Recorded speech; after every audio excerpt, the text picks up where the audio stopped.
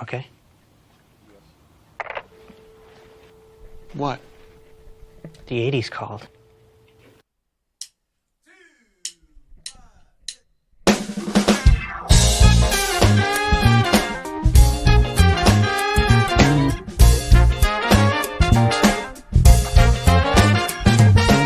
Welcome to the CoCo Nation, the world's first live and interactive talk show featuring the Tandy color computer and its hardware cousins. Today's episode 295. The CoCo Nation Show starts now.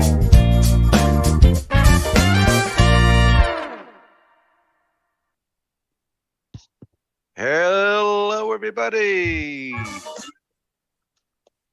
Turn your radios off. Hello. Hello. And welcome to the first official episode of the CoCo Nation.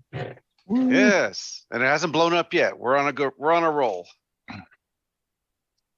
All right. And of course, those of you who caught us last week, we had an unofficial show, which was originally going to be just kind of a test and turned into a full show. So, And we do plan on starting at this time every Saturday. Gives us time to get some lunch actually in before show time, so we're not all cranky. and Nick Morentis gets to wake up slightly later in the early morning wee hours. Well, it's noon Arizona, so we don't get to eat. Well, some of us get lunch. Yeah, Arizona, Utah, BC. Yeah, not yet for us. No. The left coast. I see Mark Siegel's in the chat, and it actually shows his name coming from Facebook. So you must have done that little update that you guys have been talking about. You have to do to let Facebook let your name through. Yeah, for those on Facebook, I guess they changed some security parameters. You have to actually allow Restream to view your profile information, or otherwise you come across as just being a anonymous user. So, all right, let's see who we got on the panel today. Let's see, top left-hand corner, we got L. Curtis Boyle. Welcome to the show, everyone. And next over, we got Grant Leedy. Hello, everybody. Welcome to the CoCo Nation. And next over, Ron Delvaux. I am honored to be here on our first show. Amen. Good thing.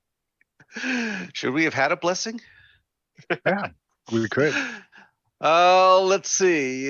Next up, Mark Overhoser. Hello, glad to be here. And last on the top row, we got Sloopy Malibu. Greetings and welcome to the CoCo Nation. He's hiding behind some stuff there. All right, next up, next row, Ken Waters. Number 1 or 295, depending on your numbering system. And next over, Fred Provancha. Hello, everyone. Happy New Year. And next up, Brian Weasler, who's busy setting up. Hello, everybody. Welcome to the show. And Terry Steege. Hi, everybody. Welcome to the CoCo Nation. God bless Terry. God bless, Ron. Next up, Jim Rye. Hey, CoCo Nation. All out of Diet Dr. Pepper. All right. All right. The carriage return. We got yours truly, Mark B. Then we got Patrick Euland. Welcome, everyone. And Jason Reichert. Yes, Oh. that's really there. That's really us. Really us. It's really us. Oh. Make sure you have your passport stamp for the CoCo Nation. How about your Dr. Pepper? Diet Dr. Pepper. It's ready to go. That's all you need to get into the CoCo Nation is Diet Dr. Pepper. That's right. And then next up, we catch him in mid-drink, John Bodovkar Schaller. Hello, everybody. Glad to be part of the nation. All right, Boat of next car up, is a large Chrysler, right? a land yacht. Let's see. Next up, Alan. Why, hello, everyone. How are you doing this fine new Oh, year? no. It's time for the CoCo Nation. Folks, we have another imposter. I guess. Are you excited? Okay, next row, we got Nick Marentes. And good day, world. And You sound more awake. An extra hour of sleep there does wonders. It's a tape recording. And let's see, David, are you excited to be on the show today? Why, yes, I am, and I'm happy to see everybody's here on a new year. Hopefully 2023 will be better than 2022 with all the bizarre things that went on. So let's hope this train stays on the rails and we have a great day. Great microphone you got there, bud. Actually, I think 2023 is just saying, hold my beer. Don't say that. Hold my beard. Hold my beard. Let me keep the illusion of a good year going just a little bit longer. And last but not least, we have Redbeard. Hello, everyone. Happy New Year. Glad to be That's here. Paul Thayer to regular people. Mr. Cocobon. Redbeard's fine. Cocobon's his fault. I read whatever name is on the screen. Just remember, he made level 13.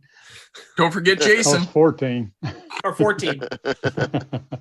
All of them. Jason? Yeah, we did Jason already. Yeah. He was doing his David Ladd impersonation, so maybe David thought it was himself speaking. It's so confusing. All right. Let's see. Over in the chat, we've got several screenfuls already here. We got 8 bits in the basement. David Croker, Frank Linhart, Linares. Okay, thank you. I am, if nothing else, good at butchering names. Let's see. Mikey's in there. Michael Tom Eric Furman, Chris Gunderson. Cromwell. There's tons of people. Ken Stixie. Siegel. Samuel Gimes. Yep. And so we actually have a new video from Mr. Gimes today. Just for Ron. Oh no. Chris Cromwell. Who else we got? David Lord. Man. Hey, Chris. David Bonzi. Beery's here. Sixie, otherwise known as Karen, is here. Tom Eric Gunderson is here. Mark Siegel's here. Because darn it, people like us. Wow. And they're all here today, huh? Yeah, got a lot of people watching today. I think they're just lost. I think they clicked on the wrong thing. Everybody finally made it home from the holidays. All right, let's see. First up today, we're going to do project updates. So let me flip my screen over. And let's see. We probably should go ahead and do Terry first about the announcement at CoCo Nation. Okay. Why don't we do Terry and Grant, and then we'll go with Brian there. Kind of a project. So Terry, you're on here somewhere. Where are you? Oh, there you are. All right. Well, we just. Oh, sorry. My screen's doing weird. Zoom does weird things with sharing and stuff like that. But go ahead. You got the floor. Okay. Well, we just wanted to let everybody know that the CoCo Nation has formed an LLC. So we have the CoCo Nation LLC. We've got a board of officers. So basically anything moving forward, the show is protected. Not one person can make a change or cause any issues. So we should be good to go. We're also in the process of trademarking the name and getting the website all prepared for that as well. So if you got any questions, please feel free to get a hold of us at info@thecoconation.com. Take it away, Grant. Officially sold out and gone corporate. We have. So is the website presentable? Yeah, I got that updated this weekend. Hopefully we can. I don't know. I guess I could show it if you would like me to. Yeah, that'd probably be a good idea. You should. Yeah. That was your intro to do so. I can't be on this show anymore. You all sold out. I got. Oh God. So when's the IPO? That's what I want to know. We got Initial public offering stock. We got to build some market share first. Yeah, when it gets above a penny, we can do that. Yeah, I think the IPO. I think the IPO might turn out to be more like an IPU. Are we going to have certified CoCo Nation software? That's been reviewed and sanctioned. We're gonna have to do something. We're working on the t-shirts. Cool. Yeah, Gravator was the first reject in the software. It's going to be like the Yellowstone show. We're all going to get branded on the top here, I'm afraid. But anyway, well, I don't know if you're seeing my screen or not, but here's our website as of today. Make sure it's the. Oh, okay. I was like, oh, so it's actually showing the show at the same time. Is that coming That through? looks vaguely familiar. Yeah. Okay. So It's like the added Matrix. a few, you can go back and look at like Game On, all the different shows that have played and previous episodes. Working on our community, all the different links that are kind of community based. We will have a few more things on here, like an About Us that has a little more history, and then some of the LLC stuff. But anyway, that's at thecoconation.com. Nice. Cool. All right. Grant, you All have right. some- I'll bring up some information here for the Glen side for CoCo Fest. So just want to let everybody know that if you are looking to get a table, I would probably get one sooner than later. Out of the 49 tables, there's only 17 left. So don't waste your time. Get those tables reserved now. So also, I want to announce that Retro Rewind gave CoCo Fest and Glenside a $500 sponsorship. So I want to thank them publicly. Frank gave that donation on behalf of the Retro Rewind, which is his company. Also, I'll be announcing that Frank will also be the keynote speaker on Saturday. So he's got some good information. He's a great speaker and has a great story to tell. So we'll be looking forward to that as well. Also, I'm looking for doing requests for presentations. So if you're looking to give a presentation at this year's CoCo Fest, just reach out to me at CoCoFest@glensideccc.com, or you can find me also on the Discord as well. And the one last thing I had here is the T-shirts for CoCo Fest have now been put up on the Sprites Shop. I'm sorry. Let me share my screen here really quick.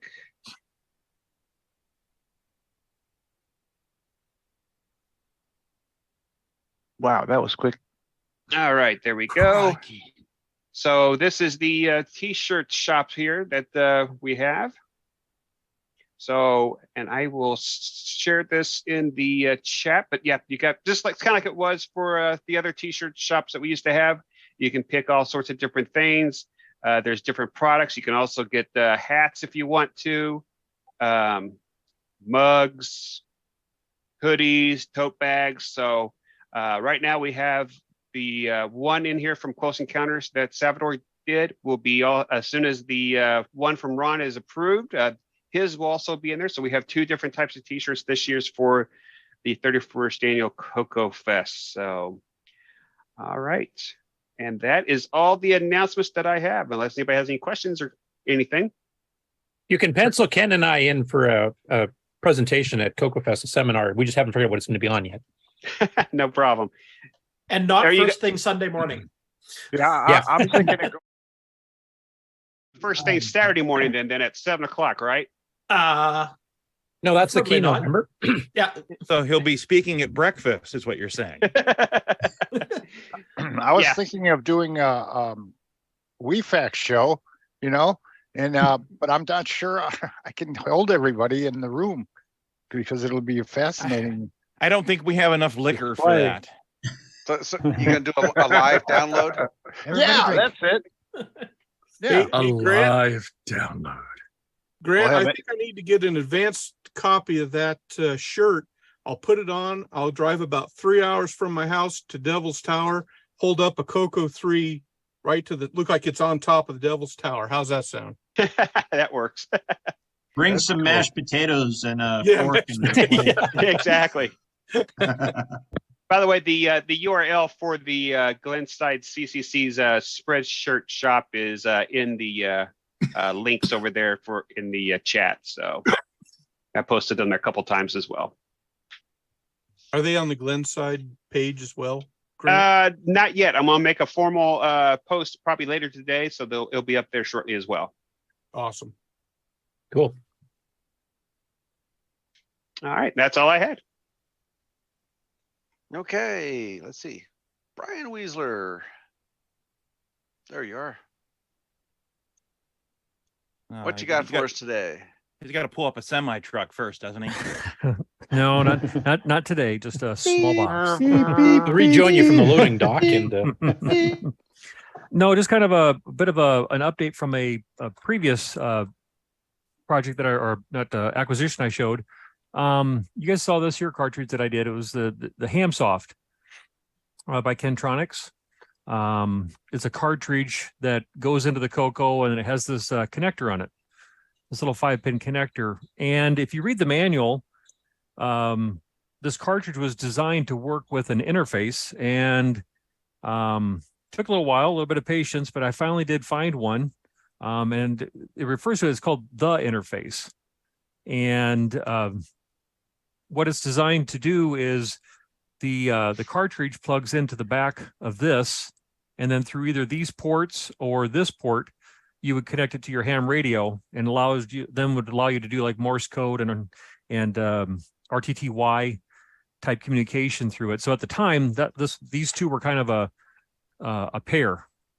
The one thing I didn't get a chance to do when I was showing this cartridge that I'd like to do for you guys is to see the menu on this, just in case anybody was kind of curious about it. Are you a ham operator yourself? Not yet. I do want to get my license, at least get my technician's license, so I can do some. It's always been something I've wanted to do, but never been able to do, or You're just hadn't had the time. SWL.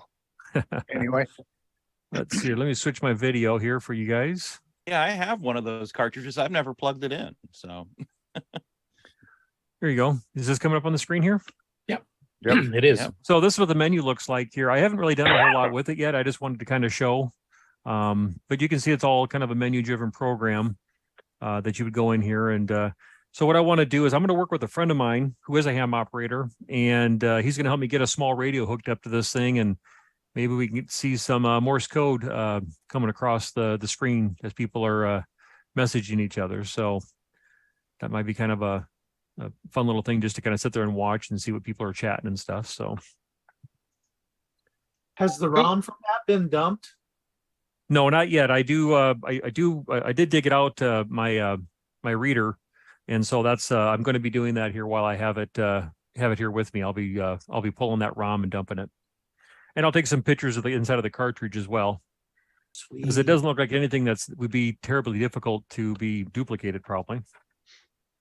Well, it's kind of neat too, because recently I ran across that my Kentronics TNC has basically the same process microcontroller as a MC10, and they have interfaces where they use 6809s.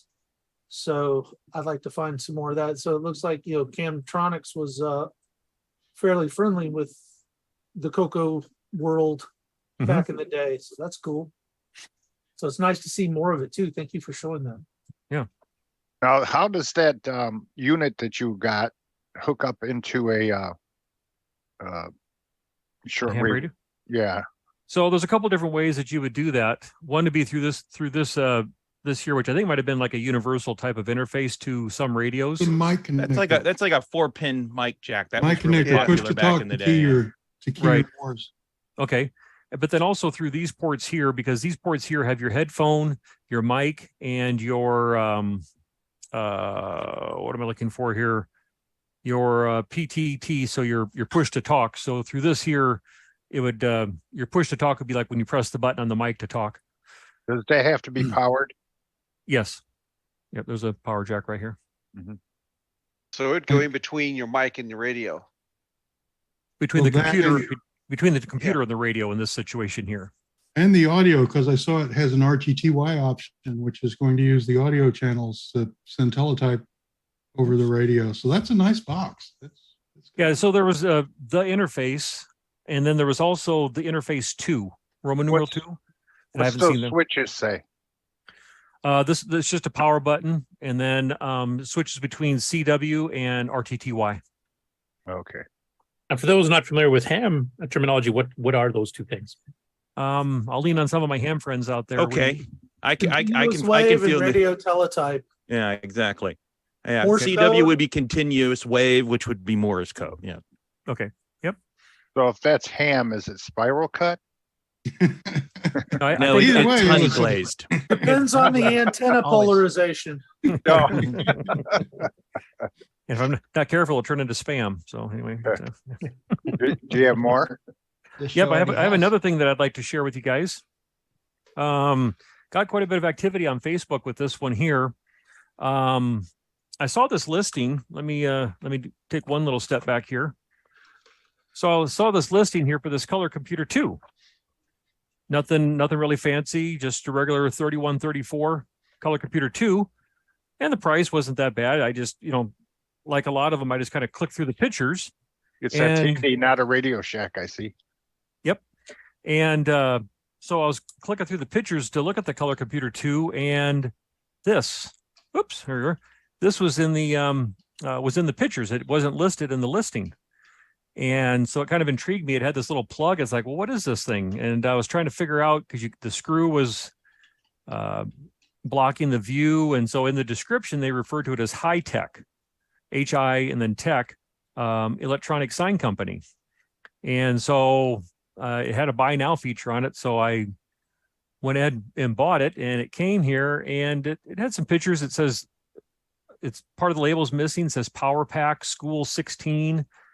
Started doing some Googling, and I did find references to the company. And when I posted pictures out on Facebook, quite a few people went ahead and did some digging too and found some additional information. I don't remember who all found some stuff, but some people did point to me some different directions.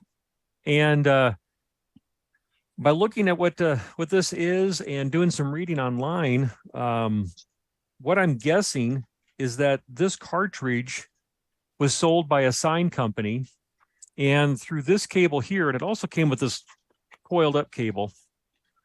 You guys have seen these before. A lot of times they're with like microphones or headphones and stuff. What I'm gathering this thing was designed for is that this cartridge went into the color computer, and the color computer was basically your keyboard, and this would plug into a digital sign, and you could type a message in, and then it would display that across the sign. So I'm guessing this company here probably sold this as a package where they would sell a customer a digital sign with this cartridge and a color computer. So it probably wasn't anything that we would see out there on the retail market, meaning as a color computer user back in the day. It was kind of where they grabbed the color computer and and made this interface to work with it. Inside this interface here is a ROM, and I dumped the ROM, and I have it. I've shared it with one person, and him and I are kind of taking a look at it a little bit to try to figure out what is going on with this cartridge. He's thinking it might be like some serial. It's just sending like serial data. Yeah. That's all it would take. To the cartridge. But let me go ahead and do this here real quick. Let me fire this up real quick, and you guys can kind of see what it looks like. Unfortunately, this Color Computer 3 that I had this thing hooked up to, the power button is broken, so I have to use a pencil to power it on here. Let me switch my screen here real quick, guys. Here we go. So this is what the ROM looks like when it comes up, and let's see when that SCART box there disappears. You'll be able to see the bottom here. There we go. So it's really not a blinking cursor, but you can see here when I start typing, it can send I'm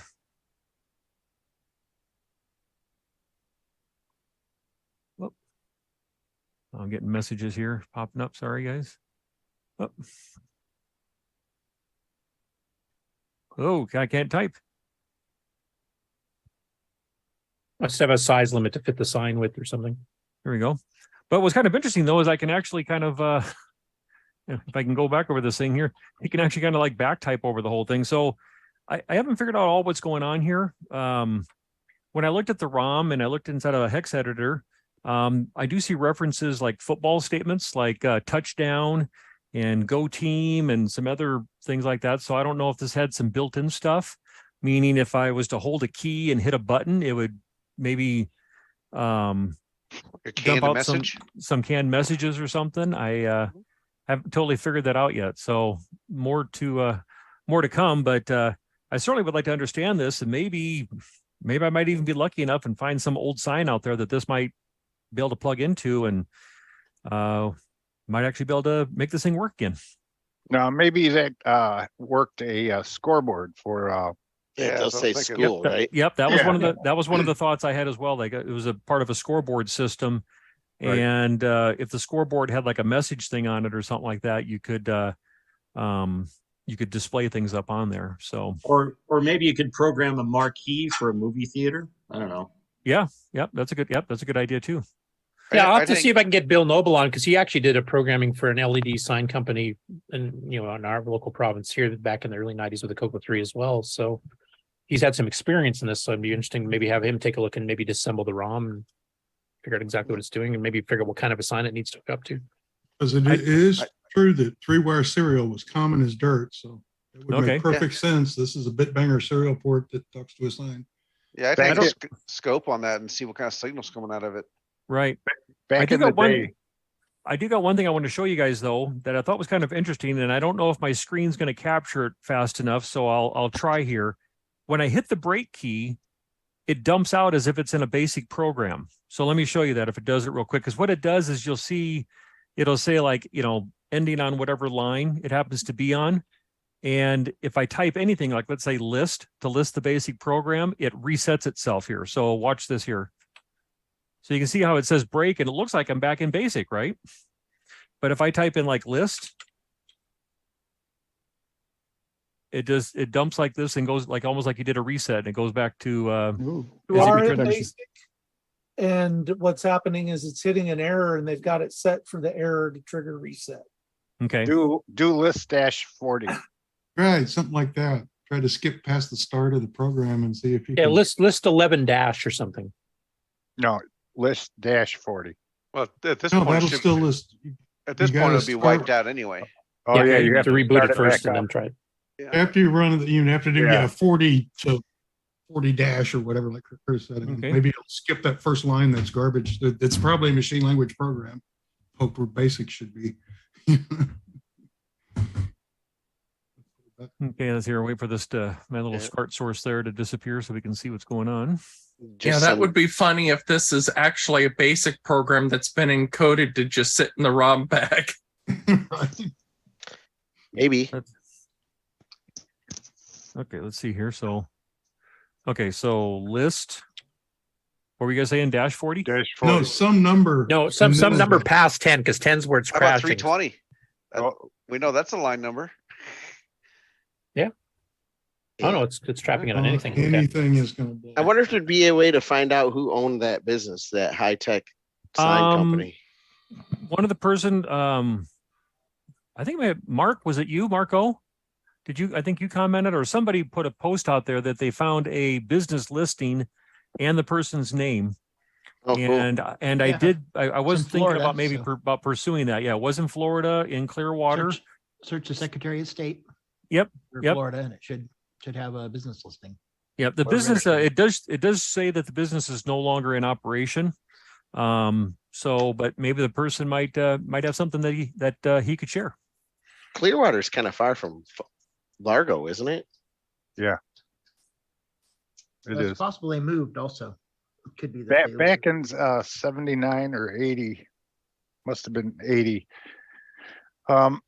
My dad had and I had a sign shop, and we had this guy stop by in a large van, and he had a changeable copy sign on the roof of the van. It was maybe 4 foot tall and as long as the van, and it was a maxi van. And inside there was a desk, and on the desk was a Model 3 Tandy computer, and he ran the sign with the computer. And he sold my dad on trying to replicate that in signage around town. So my dad was able to make a model of a sign for Toledo Express Airport back at that time. And you know how airports sometimes have the signage with scrolling text, you know, below it. It would say, you know, Toledo Express Airport, and then underneath it would say, your flight is canceled. Yeah, or, you know, whether we're closed, whatever. So, but it was run on the Model 3. And I remember seeing it at the time. And this was when, you know, I used to press my nose on the Radio Shack window looking at these different computers sitting there, you know, and I had no idea how to work them. But he wrote up a quote for the airport, but we lost the job. We didn't get it. But it was interesting. He made a little model of the sign showing the lights lit and stuff. And the idea was to have the back then it was wired. It would go from the sign all the way into a control building. But that's all I have to say about that. But it was pretty interesting back in the day. And I do have to correct myself because I was thinking Key Largo, but Largo, Florida is just south of Clearwater, not even that far. So probably a good chance that might be a good contact. Oh, 16K standard basic. So, yeah, I didn't know if this was unusual or not. I saw that this here didn't have a regular ROM in it. And when I boot this thing up, I don't have a way of interfacing, but this is the color computer too that came with it. Instead of saying like Tandy or, you know, the normal ROM message that we see, it just says color basic 1.0. Yeah, it's normal for is that normal? Okay, I was trying to remember. I was drawing a blank there if that was the normal thing. So non-extended basic.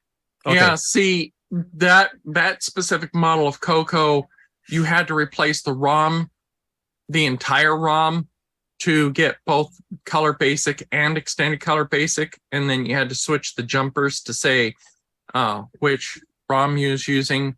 But that one would be, I believe, if I remember correctly, it should be a 27C128 that needs to be used in that, if I remember right, because that should be a 16K ROM. Did you do all the jumpers? Yes, with extended basic, that would be a 27-128. With just color basic, it would be 2764, which is probably what's in there. It's actually not using all the pins, so I'm guessing this is just a 2764, correct? Yeah. Well, that's why the jumpers said 64 and 128. Yeah. Did you do a print mem? No, I just turned it on just to make sure that it worked, and that's all I did. I saw this, and for a moment there, it kind of made me pause. Like maybe they might have also put a special ROM in, that you know, to make it more compatible with the ROM cartridge. So it's yeah, those two chips between the white connectors. That's your RAM. Yeah, that's your RAM. What does it say? What numbers do they have? Is it like 4416s or? That is correct. Well, 1416-12. Yeah. Well, if it's got standard basic, it's going to have 16K. Yeah. Yep. But since the cartridge already has a ROM on it, there really wouldn't be any point in putting another ROM in the CoCo. You would just put everything on your cartridge ROM that you needed. And the nice thing about this model of CoCo is that you can use the SRAM upgrade board that Pedro did, and you could pull out those two RAM chips and put that upgrade board in and replace that ROM on there, and you could upgrade it to a full 64K. Or you could just pull two 4464s out of a CoCo 3 128K and just put them in there too. Yeah, but SRAM is so cooler. Hey, are most of those chips socketed? Did you notice? Just the CPU and the video. Yep. Well, the 74 785 and the 806052. So yeah, your video and the is this the PIA? No, that's the SAM. The SAM, okay. The SAM is usually always socketed. The VDG is always socketed. Mm-hmm. The ROM, of course, was socketed because you'd have to upgrade. But yeah, Tandy was getting to the point with those CoCo 2s that they were soldering everything else to the board. And you can see here the board isn't it's not complicated. There's a lot of extra ports on this thing here, but really it just has this ROM right here and a 74 LS 374, which I think some people were saying was some kind of a flip flop or something, or it's a latch. Yeah, so if it writes something, it will hold whatever it wrote until you change it. Okay. And then it has these two LEDs here, and when you're typing on the keyboard, this green LED does kind of flash every time you hit a keystroke. Yeah, so it's bit banging the serial data out. Which saves them a ton of money. You don't have to make a controller interface or anything. Just get a cheap CoCo and plug this thing in there. Oops, trying to get this thing to focus here if it will. I need to improve my camera this year, guys. But anyway, it just about starts to focus, and then it kind of comes out of focus here. Try putting your hand behind it. That's what Taylor named me doing. It usually clears up the camera. Okay, maybe not in your Do case. that with a pencil. Yeah. Well, anyway, CoCo 2. It does say high tech electronics, 1986, CoCo 2.0, and then there's a date of 3/25/85. Uttered it with a pencil too.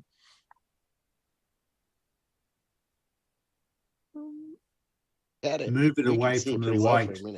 Yeah. Actually, if you angle it slightly, it seems to pick it up better. I don't know. Yeah. Move the white folder out of the way. The way you had it while you were reading was like perfect. Oh, okay. For some reason, it just It worked. Anyway, so I just thought that was interesting. So yeah, I'm going to keep working on this and working with the other guy here to see what we can come up with, and yeah, maybe I might even be able to get a. Oops, didn't mean to do that. Sorry. Clicking on the wrong button here. Sorry. There we are. There we are. So yeah, no, I thought that was kind of interesting little find there with this one here. I wasn't expecting to see that. So maybe we can get some kind of a digital sign going at CoCo Fest. Right. Oh, and cool. funny that you say that, because I posted that in the feed. That would be an interesting thing for you to find a working sign and bring it to CoCo Fest and have that demoing. Yeah, I think I did see that. That'd be cool. Yep. Any idea how big that sign would be? No.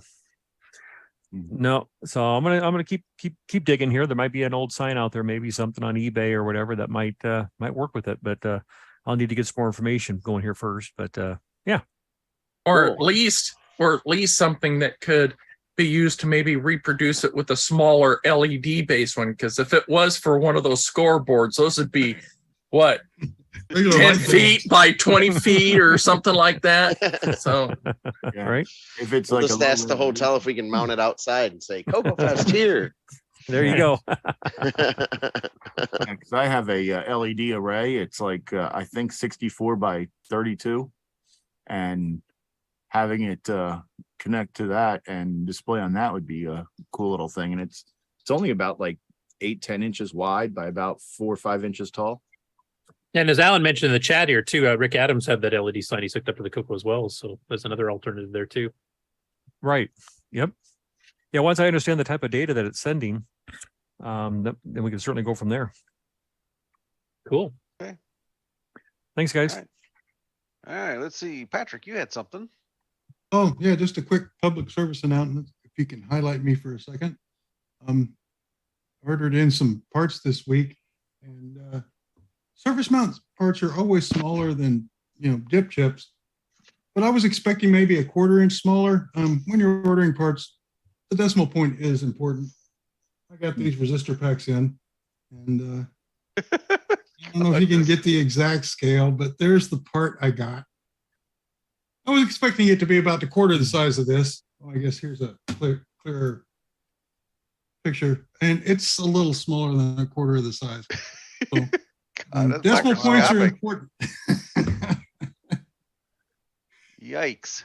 Decimal points are important. So anyway, that was my public service update of the week. Don't sneeze. Yeah, I might have lost a few already. You're gonna have to get a pretty fine pointed soldering iron to solder those things, I think. So Got that right. or a really good frying pan like I've had to do. Right. Frank Lynn Harris in the chat is saying regarding Brian's board there, he says you could use an Arduino to translate the serial into something like SPI or I2C as well. So I've got an electronics hot plate for soldering them and a soldering iron. Right. But see, that looks like a resistor, and that's actually 4. Yeah, it's a pack. Yeah. But it's the size of a single SMT resistor normally, and it's a little more than I was buying it for. At least it's not a 402. Well, it's a 604 by 4. Yeah, 402s are commonly called grains of pepper. Yep. This Well, then would you be, have what, a 201 if it was cut into 4 individuals. Yeah. So Yeah, if you want something that's half the size of an 0402, go ahead and get yourself an 0201, and that's like smaller than fly poop. yeah, that would be a quarter of this thing, which is 4 of them stuck together. Yeah, that's fun. Anyway, When they get that small, they're not components; they're just textured surface. Yeah. Let's see. Who's up next? Paul. Hey, can you hear me? Yep. Yes. Okay. My square wasn't turning green when I was making noise, so I'm gonna just share my screen here. I started working on a couple of projects after I finished CoCoBon. I took a little break for a little while. Was trying to decide what I wanted to do. For a long time, I've had a kind of game making interface IDE type of thing ran on the CoCo for the CoCo in my head for a long time, which is actually like kind of the reason I've done everything I've done in the past. And then also I started to revisit Buff Commando, but from a different, I kind of changed up what I wanted to do with it.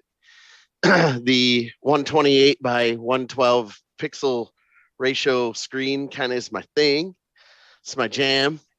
So that's what I am going to continue to do with my next couple projects. So started making a CoCo 3 game maker. It's influenced by a few different type of similar software. So it's kind of got an interface like the Pico 8 virtual console by Lexlawful Gaming, which I think is actually just the sole programmer that goes by the name of Zep. So in that interface, you have a couple of different or a few different modules that you can click on at the top of the screen, kind of like what you guys can see here. But in that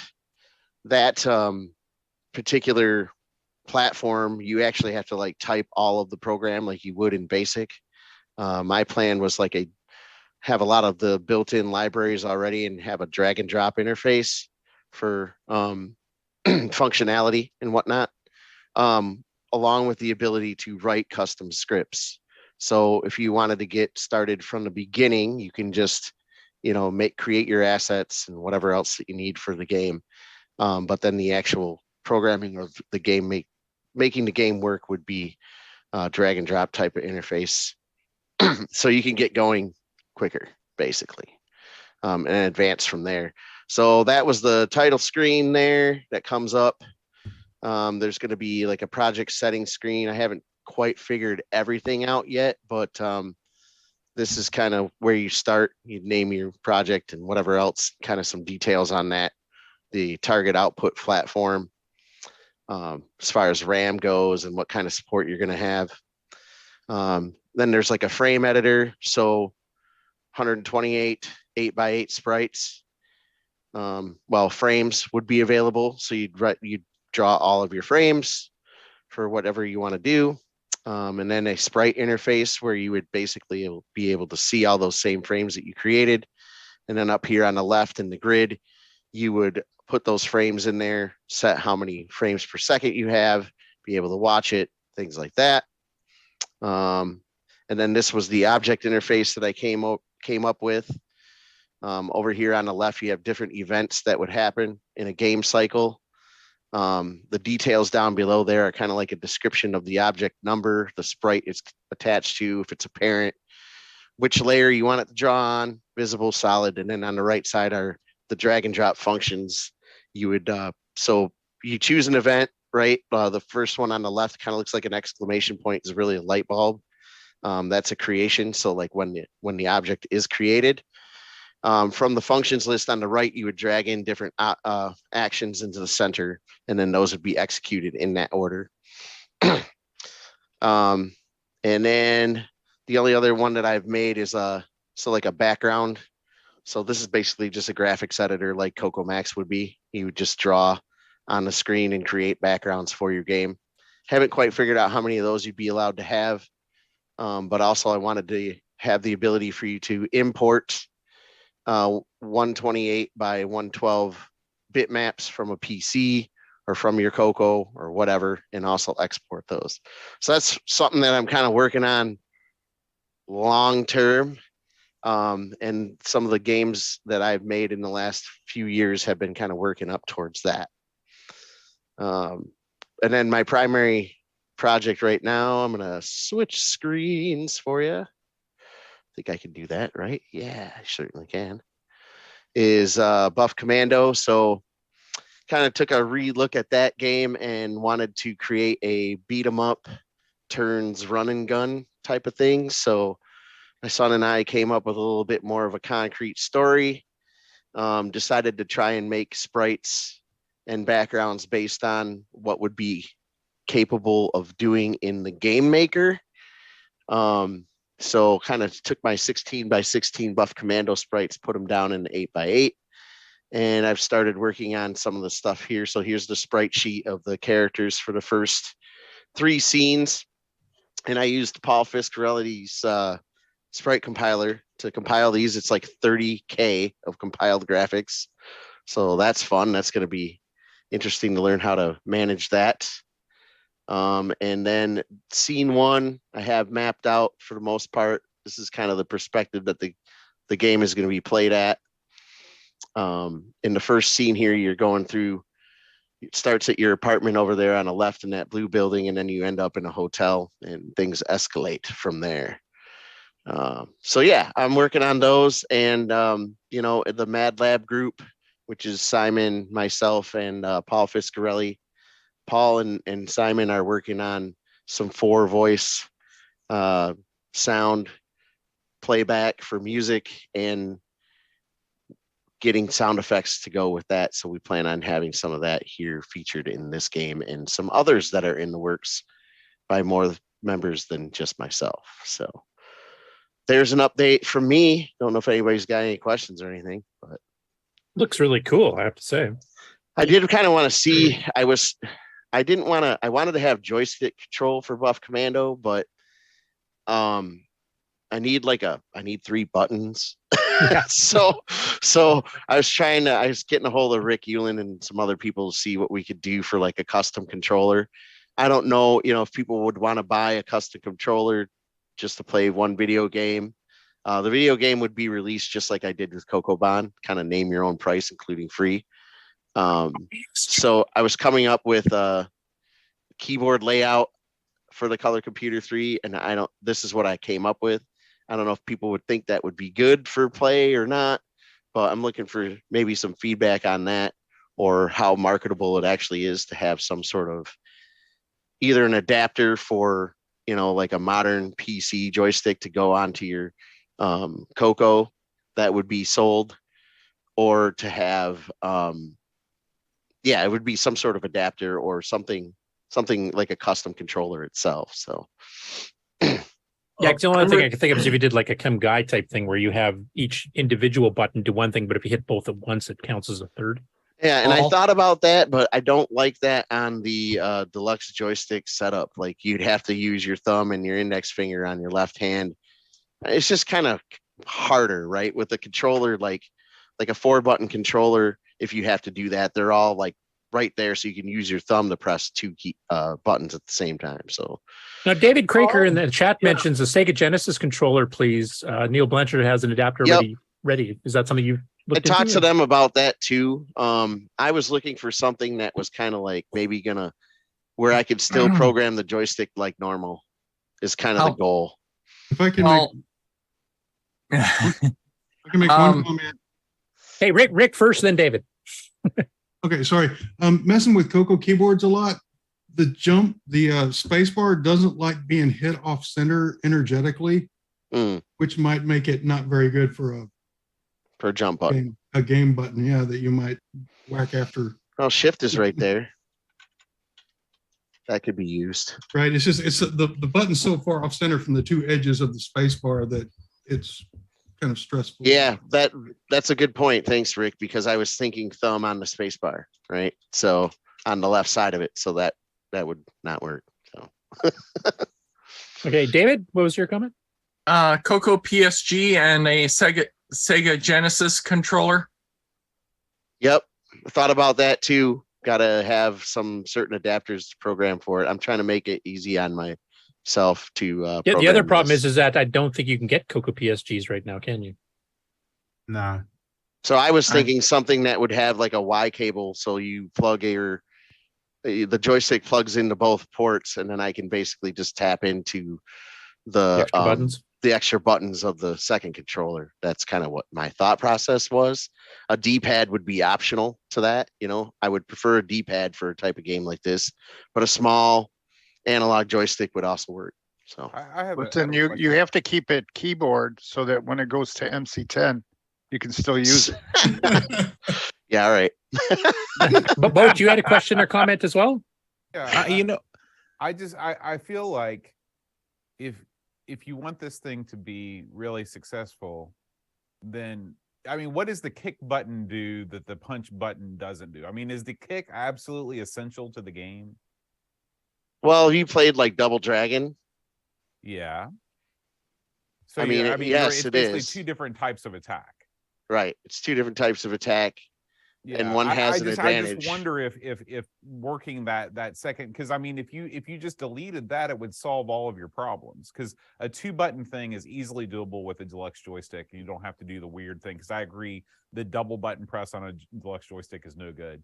I understand that you want to have a Double Dragon-esque thing, but I just wonder, is it worth it at the end of the day if you want to branch into the controller type scheme?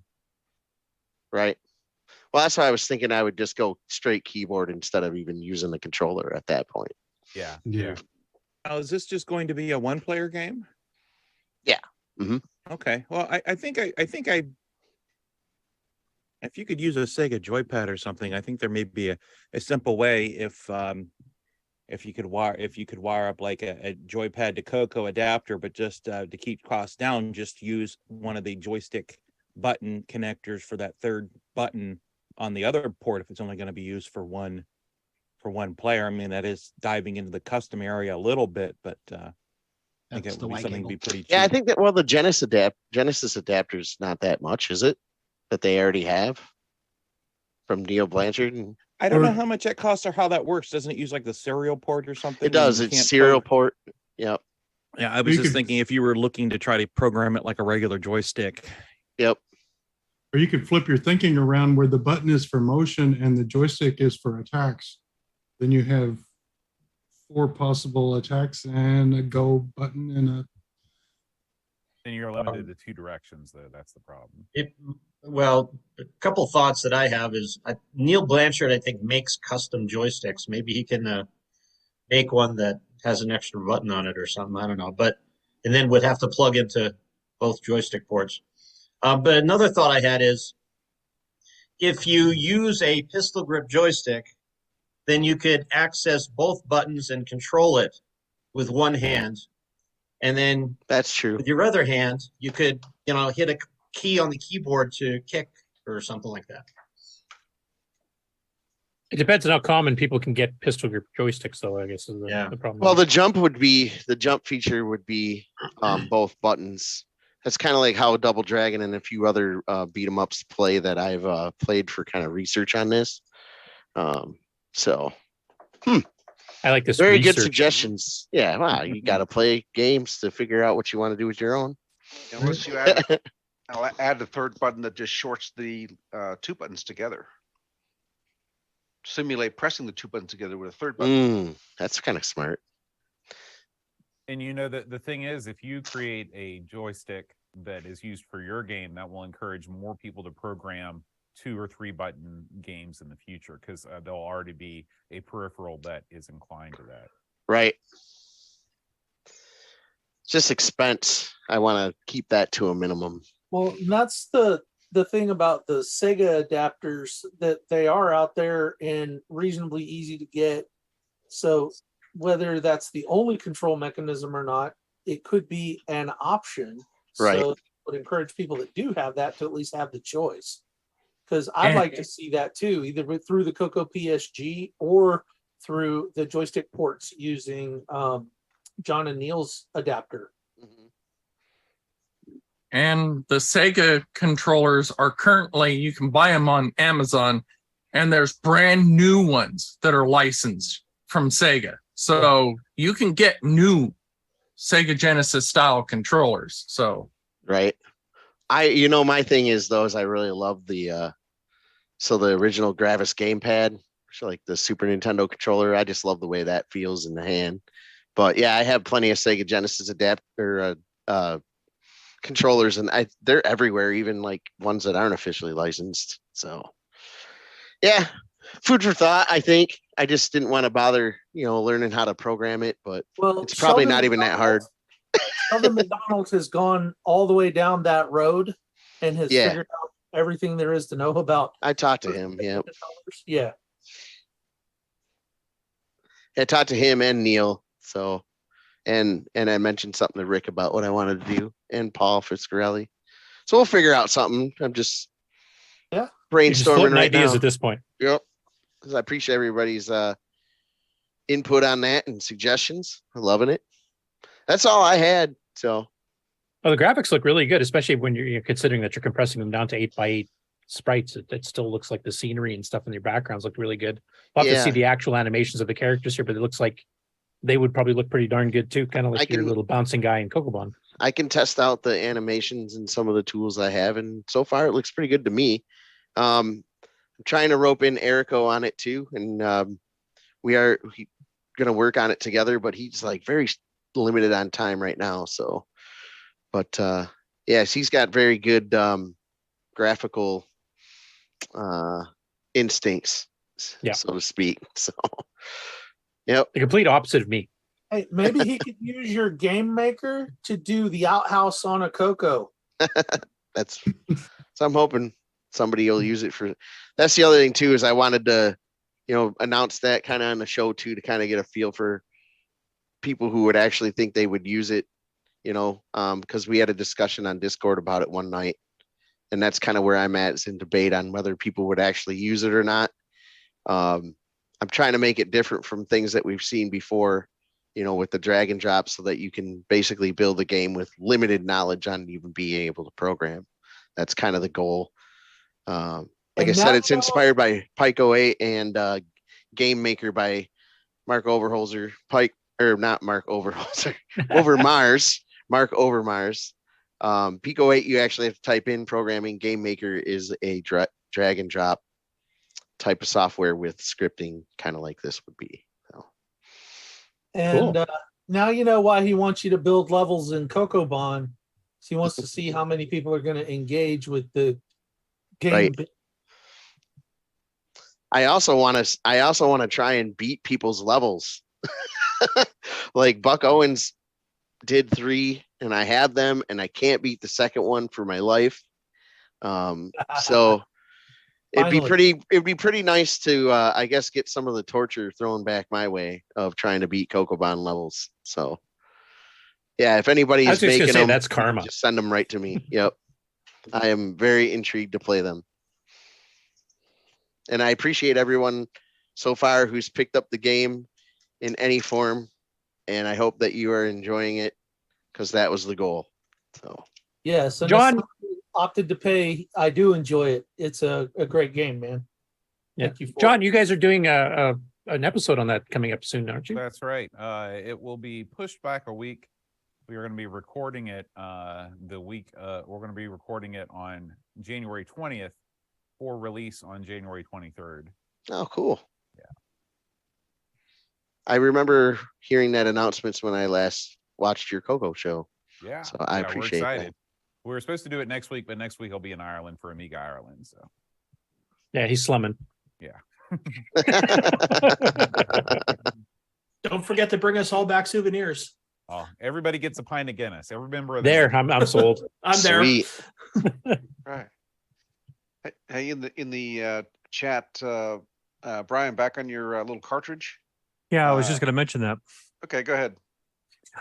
Yeah, so the person I was working with there was Mr. Dave 6309, and he commented that in the bin file from the ROM dump that I did, if I was to change a couple code characters, it does allow you to break out, and it is written in BASIC. He has a couple screenshots there in the lobby there on Discord. And so I thought that was kind of interesting. Yeah, it is a basic program, so I'll have to go and look at that. And I'll go and take my bin file and then create a new ROM file or new ROM and then put it into into my cartridge here. And might give me a better opportunity to play around with it and see what's going on.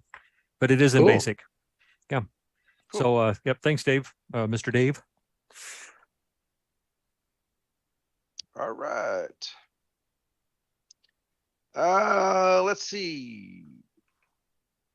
I think we have a bronze garage. Yep. Here's You play the intro or? Yep. So I find it there.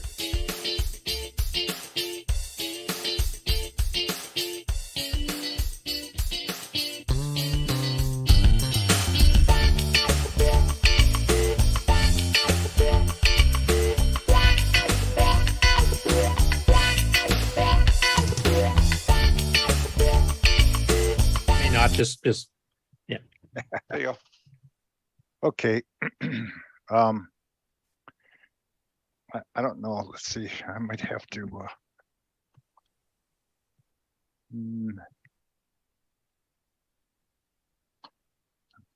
I think what I have to do is change my background so that you can see. One of my acquisitions was this 1990s tape player.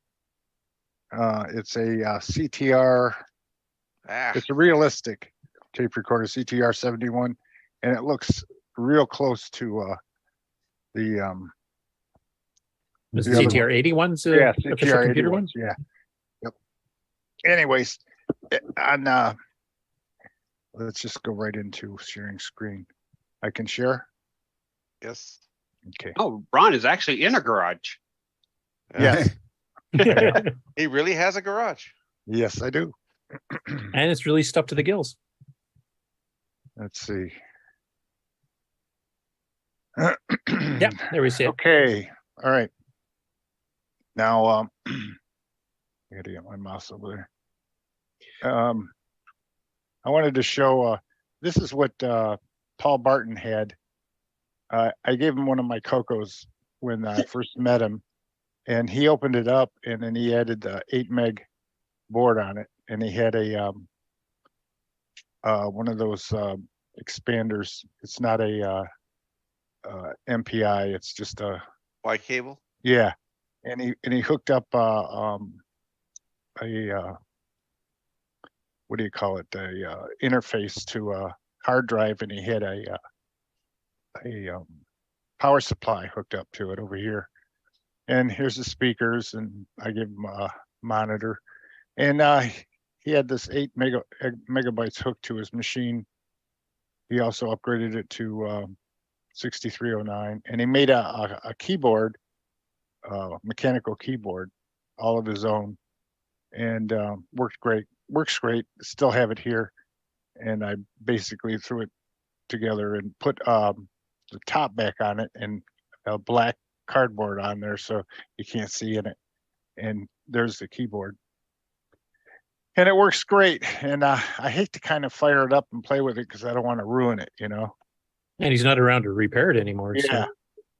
Yeah, and then if you guys ever come to my site, go to media and click on it, and you can see in a quick review, you can find out what it is I've been doing and all the different pictures and stuff. This is a neat thing I put up back in the 90s. I used my DS69A to take video of myself and different things and, you know, save it off to disk.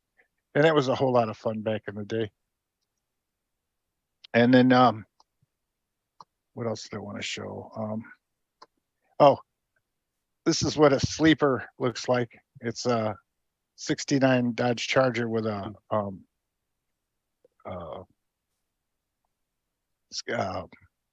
what's the name of the engine in there? It's a Hemi, okay, but it's a sleeper, and so is my machine, because this here I got it showing an emulation of a MC10. And it's got the 6309 and the CoCo VGA and a different keyboard in a TDP 100, which everybody always says, love that TDP. That TDP 100 is a dream. I always get comments when I put it up. TDP. Then, yeah. I did some Santa stuff, and I did come up with a CoCo Nation thing. I find these colored graphics really show up well on the CoCo, and why wouldn't they? They're color, you know. And here's the comparison to the tape player. This tape player is like brand new, and I opened the battery compartment, and they were filled with all that white stuff, and the batteries were still in it. Oh. So I popped the batteries out, yeah, and looked at it, and none of the wiring, you know, on the edges were messed up or anything. And I cleaned it all out, and I went over to, actually, I brought the machine up to the counter at Goodwill, and I said, look, the batteries ruined this thing. Can I get it cheaper? And he goes, no. So it was $5 and, you know, $5.99 or whatever it was, and so I just bought it the way it was. But I knew that when I took the batteries out, it would be okay, and it works perfectly. Vinegar is your friend. Yeah. Yeah, vinegar for the cells. And baking soda, I thought, mixture. No, you want just straight vinegar. The white stuff is alkaline already, so you hit it with vinegar, it boils up and goes away. Oh, cool. Okay, thank you. I might use that tip myself. A couple of things that have suffered some corrosion. That's why I keep a bottle of white vinegar in my tool case. Right. Yep. Which you can't see because he's got the screen shared. All right. Well, that's it. Thanks, guys. I appreciate it. Check this out. One last acquisition. It showed up during. Hang on. I'm trying to get out of here. I can't see He's trapped in the garage. I can't see my screen. It's coming. Somebody hit the garage door opener. Yeah. Right. You know what? Surely I should be able to rerun. Can you do it for me? I'm trying to find a button to do it, and it's not here. I can't find the top of the screen. Is it at the top of the screen? Ron? How's that? Okay, that's it. Thank you. I found it. All right, thank you. Jeez. Great. All right, who had the show? I was going to say during projects, updates, and acquisitions, this box showed up. Oh. Woohoo! Show us. So what is in that box, Rick? This box. Inco. Mini part, probably slightly larger parts from the mini parts that I showed you earlier. Something bigger than a grain of salt. Right. Inco, like you What go is in for here? old computer parts. Yeah, this is my third supplier. They have all kinds of weird things. We have. Oh, we have all of my new multi-pack. We have, oh man, these are IDC connectors. It's a little late for Christmas. Right. Cool. So I have all of my dips. Well, I have a bunch of broken multi-packs. So It's never too late for Christmas. Any fish with those chips? So how do you have broken multi-packs? How's that happen? because Connect used to do repacks and stuff, and I have a giant box of repair parts that I'm slowly working my way through. Unfortunately, most of them are small multi-packs with the Wonder Chip from Tandy that doesn't really exist, but I do have a few big ones. So no wonder I can't get a multi-pack. You have them all. I've got two multi-packs that are very flaky. And so I don't use them anymore because I'm afraid they might like trash the CoCo or something. You should bring them down at the fest then, Fred. Yeah, and I'm bringing 3 CoCos with me, and so I hope I have room for the multi-packs. If I do, I'll bring them. yeah, worry about that, because one of the reasons I have these parts is my multi-pack power supply said bang and took out the 6309, the data chip, everything in the multi-pack, the CoCo SDC, and I'm kind of hurting for parts right now. Yeah, that's what I'm afraid of. I don't dare use those multi-packs because something like that I fear could happen. Yeah. Well, because the multi-pack power supply doesn't power any of the interface chips. It's only powering the cartridges. Well, but I have had one where the main pass transistor failed. Right, and no, it wouldn't regulate properly. The problem is I was using a switching supply, and when it went bang, it put 110 volts on the multi-pack. So any isolation that did was out the window. Yeah. Apparently the 6309 was the stopper of last resort. That popped and everything. The other side of that was okay. Wow. Okay. Let me ask you guys, when you have a like a 2 meg board in your machine, and then you have your 6309 with a don't they have like a buffer board that's under it? And is you can, yeah. All right, well, doesn't that protect your processor from anything coming in? If you have the buffer board. Well, okay, and depending on what you're protecting it from. Well, did you have one on? I did, but when you're protecting it from 110 volts, oh, right, that's not going to do it. Okay. So, or it could have been even higher. It was a switching supply. Who knows? It may have put 1,000 volts on the rail when it said bang. Certainly got a lot of parts. If you could get a camera quick and take a picture of a smoking CoCo, that would be cool. Would have been good. Not cool. It's not cool. Okay. Would have been cool, but it would have made a nice video. Yeah. Okay, is that it for Never had a updates? smoking CoCo. I did have a smoking laptop once. That was scary. I have a Model 3 that the RIFA chip went, and it, had curlies of smoke coming out the drives and the vents. Wow. Is that it for acquisitions and updates? Sounds like it. Okay. Unless you want me to talk about this board. Well, actually, David Ladd talk about the board while I show it. No. Oh, are you talking about the serial USB one? Yes. All right. So okay, so highlight Sloopy and let David talk about it. There we go. Come on. Yeah, here I'll even pull the whole Vanna thing and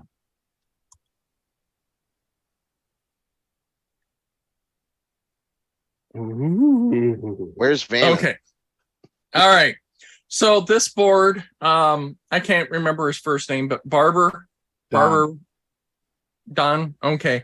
So the purpose of this board is to recreate the RS-232 pack, the 6551 functionality, but instead of it using a 6551, there's the connection on the far right on the video.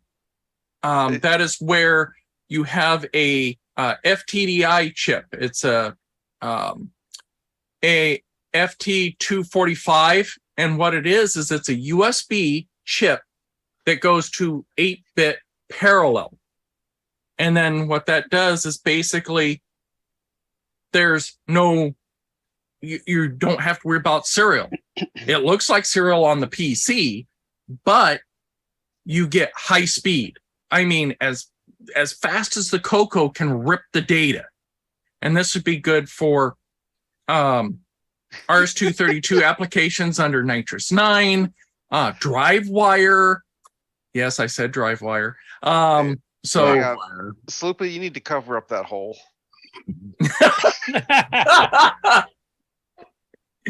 Oh wow, I didn't even notice that. So but yes, I'm expecting the speeds to be like the Becker port on the emulators and the CoCo 3 FPGA project. So we're talking like 230 plus or 460 or the baud rate doesn't matter here. This would probably be closer to like I'm assuming hard drive CPU speed basically at this point. Whatever fast speed you can dump it off the because with this the way this is set up, there's no baud rate. Even though on the PC you'd have a baud rate, but it would just be ignored because this is going from USB to parallel, and then this is just doing logic chips to simulate the 6551 for compatibility with applications. But yeah, you'll just be getting straight through. As the data comes in, it'll be available if you want it, and you just read it. Okay. Or write it. Plus the FTDI chip has a FIFO on it, both directions. So that will also help for throughput. Okay. And now I finally know what the Eye of Sauron looked like when it was young. So where does the USB connect to? Your PC. Mac, Linux, Windows, whatever. But how does it go from this board to the PC? Magic. There's got to be some USB cable. USB connector somewhere. And how does Where the is it, USB David? cable connect to this board? That Where's it go, David? FTDI adapter. Okay, Where so is it's the not an physical plug? FTDI chip, it's an actual board, FTDI board. Yes, That but goes in it's this right. Okay. I like Alan's Yeah. summary in the chat here. He says short version, a USB connection that looks like a deluxe RS-232 pack and works with existing CoCo software. Yes. Really fast. Marketing literature. There we go. Print it. Sorry, I have a habit of being more low level than end user friendly. Here's the backside. Anyone interested? But yes, I can't wait to be able to acquire the parts necessary for assembling it because I really want that speed. Is that address selectable? Yes, all the way from FF00 to Yeah, I saw the switches there. FF. I don't know whatever. As long as you're not blocking other reserved places, but yeah, it's got a nice large range that you can do. But I would probably just set it for the modem pack address because I've already got DriveWire drivers set up for using both the RS-232 pack and modem pack addresses. Yeah, if you change the address, the existing CoCo software isn't going to work, except under Nitrous 9, you can build device descriptors to go to the rest of the addresses. But if you're trying to use Say RS, Ultimate Term or Twilight Terminal, you'd want to leave it at the regular RS-232 pack address. like emulating the modem pack or a modem pack address or deluxe RS-232 pack. Yeah, and those are the two addresses I would be using because I eventually plan on trying to find a optical serial mouse for using on the RS-232 pack so that way I can get even less latency under Nitrous 9. Brian Sherbring, you're about to say something or? Nope. I just had that question about if it was address selectable, and there's dip switches there, so you can do that. That was my only question. Okay, cool. So Well, keep that's- us up to date on that, Sloopy and David, when you do get the parts in. What did you call me? I'll be ordering the parts next week. Should I be ordering some extra for Mr. Ladd? Maybe I'll have to see if I can get the funds. Well, we can work that out later. Do you want me to order them for you too? Sure. Okay. You have one or two? I have two, but I only really need to assemble one at this time. Okay. Is there anything you need from the store, David? Some Diet Dr. Pepper, some water. Yeah. Oh, he's got a standing order for Diet Dr. Pepper. I always grab one when I go to the store for him. Sort of like when I go to Wawa, I always get coffee for someone. Whether Okay, they I think ask that's for it for project updates and acquisitions, unless some late joiners like Brian or somebody has anything. But No, nothing here other than let's go CoCo Fest. Okay. All right, let's see. What do we got next? I would say an ad break. Yeah, working up to that. We did have a last second programming request, so I'm going to need to program that in, and I can't do that while on the show. So everyone's going to have to see my doing this here. So.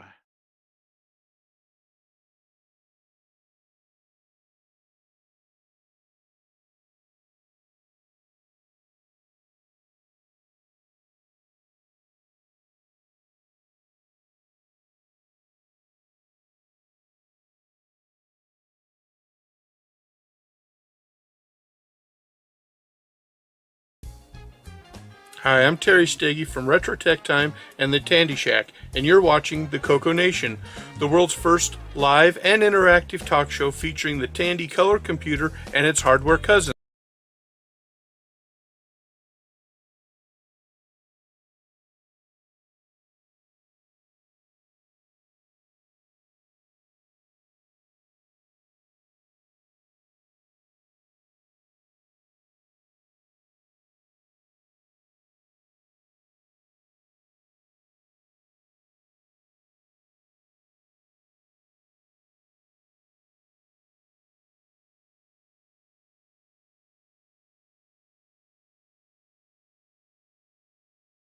And Yes, now, please. CoCo Thoughts. And I got to by share the Samuel screen so that Gimes. everyone else can hear it. Meet the new show. Same as the old show. We won't get moved again.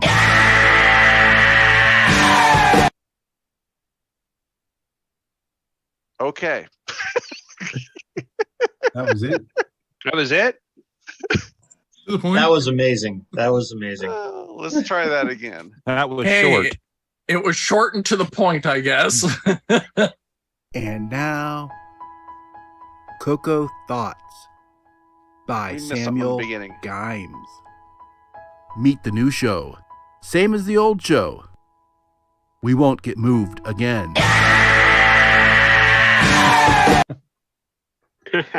Yeah. Guess that okay. was it. Here we go. Commercial break.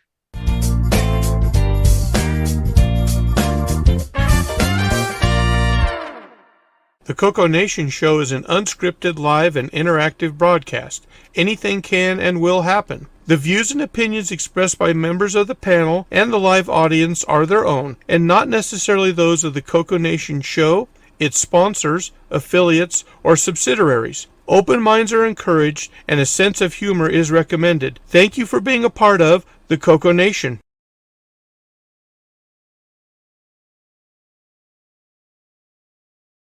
The CoCo Nation Show would like to thank the following patrons: Brendan Donahue, Brian Weasler, Dinty's Hideaway, Don Barber, Eric Canales, Glenn Hewlett, Grant Leedy, Henry Strickland, Justin Larson, Ken Reichard, Mike Rayburn, Patrick Euland, Paul Fiscarelli, Paul Shoemaker, R. Allen Murphy, Retro Tech Time, Rob Inman, Rocky Hill, Steve Bateson, Terry Steege, Tom C., Tom Gunderson, Tom S., William Athing. Thank you so much, patrons.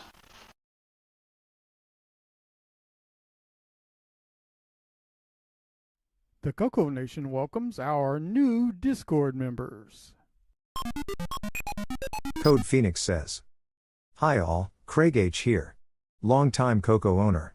I have a CoCo 3 that I've held onto since middle school, as well as a CoCo 2 that I picked up on eBay a few years ago. My dad was the Radio Shack store manager in our hometown, so I grew up with all things Tandy, realistic, etc. I heard about this group from the TRS-80 Color Computer Facebook group where I've been a member for many years. This Discord group seems like a good way to stay in the loop. Wormfood says, "Hi all. I'm Dave, and a CoCo hacker from way back in the day. I have designed several CoCo hardware mods, like a 1-chip/1-byte mod, to enable 4 double-sided floppy drives on OS 9. I started off with a CoCo 1, and ended up with a PT68K4. I still have all my old CoCo gear, including my TP10 printer. Where the hell can I get the silver toilet paper this thing prints on? I bought my first modem in 1985, and have been online ever since." Telenoc says, "Hi folks. I'm Pete C., going around online as Telenoc for ages. I've got a couple TRS-80 Model 1s, 3 Model 4s, and a Model 4P. The 4P is running dual 720K drives, and one of the desktop 4s has 2 of them. I used to have a CoCo 2 and 3, and played with OS 9 a little. I have a Model 1 set up in the living room but I haven't turned it on in ages. I mostly use Tim Mann's TRS-80 emulators. I heard about the place from my brother from another mother core. Yes. Looking for? Retro camaraderie, I guess. I look forward to hanging out with y'all." Vlad557776 says, "My name is Vlad. Mostly emulated TRS-80s running Xenix, hoping to get a Model 16 or a Model 6000 someday to run TRS Xenix on real hardware, sometimes messing around with Deskmate. Found out that a Tandy Discord existed through the TRS-80 GP Discord, decided to look it up and now I'm here. Looking to talk about Xenix, Deskmate, other non-TRS DOS OSs for the TRS-80s. Phobomancer says, "Hi team, my name is Aaron. It's been quite a while. I was Sir Galahad AD on the Freenode IRC server. I was born in '82. The family CoCo 2 became my CoCo 2 when the family got a compact 386 PC. I learned programming on the CoCo. Every now and then I entertain the idea of writing CoCo development tools in Extended Basic, but I doubt I'll ever get around to it." Kamesenin13 says, "Hello, sadly I ate all the pizza on my way here. My name is Haber and as a kid I had a CoCo 2. It was swindled during my teens. I just bought before Christmas another one in the game that I played as a kid. I got it running today after cleaning it. As a kid I didn't have any form of storage. That is my next step. My goal is to type and save the games I used to play as a kid and share my experiences with anyone interested." Ivan R says, "Hi, I'm Ivan. I started with the CoCo 1, later the CoCo 3, OS 9, and MM1. From there I went on to be a Unix admin and programmer. I haven't done much in the retro area, but do want to learn more and get some things running again. I heard about the Discord group through CoCo Talk." DHE says, "Your name? Dan. Your systems? MAME-based CoCo 3. How do you retro? Learning Nitro OS 9. Where did you hear about us? L. Curtis, and CoCo Talk. Looking for? To learn about Nitro OS 9, CoCo 3 hardware and a bit about the programming API." The previous bios were edited for time. Thanks to Tandy Color Computer 3, Boysen Tech, Paul Fiscarelli, Paul Shoemaker, Nightbeard, Glenside Computer Club and the CoCo Nation patrons for boosting the server.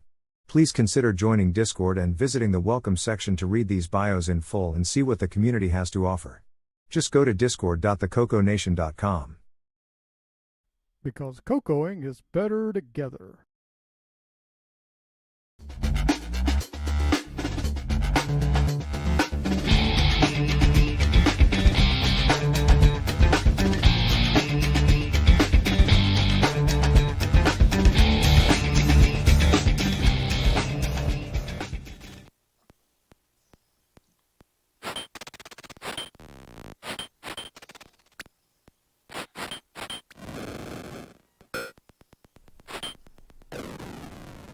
Welcome to the CoCo Nation Game On Challenge of the Week results video. We just finished a little break for Christmas, so we played a few games over the Christmas holidays, 2 of which ended this week. The first one we're going to look at was a participation video. We had a total of 5 people participate in the Dungeons of Daggorath game. The first screenshot was from Mr. Dave 6309. Then we had a screenshot from L. Curtis Boyle.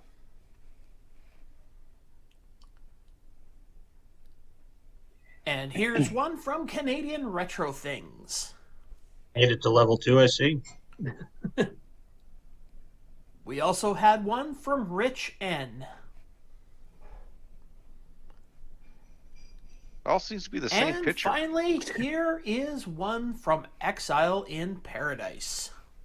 It's all Photoshop. And the other game that we played this week was Gravator with a total of 8 players. There was a 3-way tie for 8th place between Canadian Retro Things, Justin Larson, and Terry Stege with 100 points. L. Curtis Boyle got 300. Kieran got 1,000. Rich N got 3,800. Mr. Dave 6309 got 16,100. And the number one score in Gravator over Christmas was Buck Owens with 32,100. Surprise, surprise. Thanks to Shocker. everybody that played these games, and we will see you next week. All right, first thing I have to say is I'm so sorry about Gravator. Well, the problem I had is that there was 2 versions on the archive with 2 different people's names, so I didn't know which one to actually use. Mr. Dave's fixed one was a little bit easier. You could at least score, at least I could at least score 100 points in it. Both the games that had the different names on them were basically the same. I didn't see any difference in them. They just were both impossible to play. They were both really bad. I say the game itself is a clone of Gravatar, of course. And if it wasn't for the controls, it probably wouldn't have been bad. I mean, it looked like the gameplay was fine, but the controls, the key repeat speed is like maxed out. So if you just tap a key to turn, you spin 2.5 revolutions before you let go. So good luck aiming anything. And one of the things I really hate about it is that you had a triangle ship. So until you hit the thruster, you didn't know which direction you were facing. Yeah. It looked like it was a good game. It was just fighting to get out of the controls. Yeah. Honestly, the entire problem with the game was the controls. So I don't know. I can't really say a lot about the gameplay because it was just crash, crash, crash, crash. Who picked this game? I don't know, but he better not show his face at CoCo Fest. Get lynched. I have to say it's a little bit easier if you have a CoCo 1 or 2 with the CoCo 1 and 2 keyboard layout, because it was actually laid out for the up and down arrow keys being on the left. And then you have 2 keys next to each other to spin, because when you try to play it on the diamond shape, it's a cluster. Because when I played it on my real CoCo 1 and 2, and unfortunately I didn't take a screenshot, I scored over 1,000 a couple of times doing that. And that was the only difference. But the key repeat is way, way too fast. Well, and oddly enough, I couldn't actually find any reviews of this game. Wonder why. The one thing I did see was that Buck Owens had pointed me towards a listing in Rainbow of May of 86. There's actually a high score submission. So somebody actually scored 42,100 on it. So that person probably is a masochist. Way to go, Photoshop Rodney. didn't exist back then. I already have my pitchfork and torch in my car ready to go to CoCo Fest. But yeah, I think a lot of people tried the game and quit pretty quickly because it was just too hard. Yeah, it's too bad because I mean the game itself, other than the controls, that it actually doesn't look too shabby at all. Yeah, I think if there was better controls, if you could actually, like when Mr. Dave did his hacked version of it, he should have slowed down the rotation of the ship. Yes. Yeah, Mr. Dave, what's up? Because that was the biggest problem that I had. Every time I would just tap the button and I would spin around, I'd have no idea which way I was facing. Then I'd get thrust and boom, right into this wall, and I'd be dead.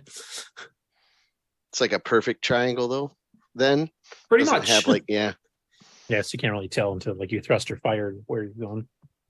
Boo. Good. I mean, the graphics were fine. Yeah, the graphics sounds were good.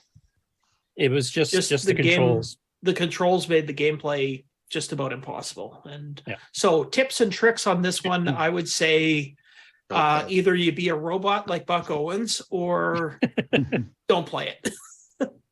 Mr. Dave's patch to use the joystick helped a bit. Yeah. Like I said, I managed to score 100 points with his patched version. So And playing with the CoCo 1.2 keyboard layout or with Rick's key fix with the little slider switch, you can switch all from control. That actually does help a little bit. But the core game, the thrust and the fire can use the rapid key repeat, but the turning has to be slowed down. So you only, rotate once every 1/10 of a second or something instead of constant. yeah. Because I mean, you're not actually kidding with you just a light tap on the key and you spin at least 3/4 of a revolution, if not a full revolution in a bit. Or yeah, as Aaron and Boat would say on their show, it's a game that there is a game there. It just needs some fixing to bring it to life. I wonder if the programmer of the game actually play tested it, and the fact that there was 2 different versions with 2 different author names on it, whether either of them actually play tested the game before they released it. Yeah, Buck is saying, it really needed 16 directions or 32 or 64, because then it would be more gradual rotation instead of this bang, bang, bang, bang, 8 direction thing. No, I much preferred playing Dagrath, and I think I only played it once at the beginning, and I actually did pretty good. I made it up to level 3. I actually got a ring shot into the wizard, and then I went running to turn around to wait for my heart to slow down. Unfortunately, where I turned around was because I typed all this way ahead in the keyboard buffer. There was a knight waiting for me and just clonked me, and that was the end of that one. Yeah. So, well, I guess as Curtis has moved it along, we've talked enough about Gravatar. Now let's all erase that from our memory. Yes. Yeah, I played it for 5 minutes and I said, no, I'm done. That's pretty much what I did too. So I found 2 reviews of Dungeons of Dagrath. Well, I didn't look that hard, or they're pretty easy to find because it was a popular game. So the first one we will look at is from Hot Cocoa of July of '84. And just a couple things this author said about it, that this game captured his fascination as few other games have, pointing out how each creature makes a characteristic sound as it roams the halls, and you can hear it well ahead of time. And they get louder as they get closer. Yeah, which really adds to the ambiance of the game. And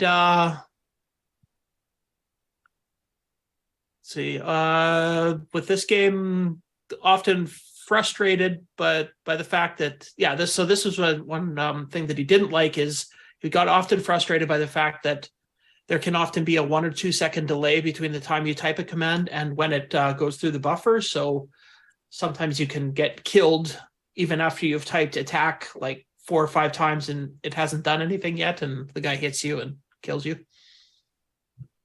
I don't know. I kind of get used to that because you can kind of tell, like you hear a roar from a giant, and then you know that as soon as that roar sound finishes, your attack will start. You gotta get used to it, but you do. But I mean, I think these people, that's just we've also got the advantage that I know that I've been playing this game for 40 years, so I've had a chance to get used to it.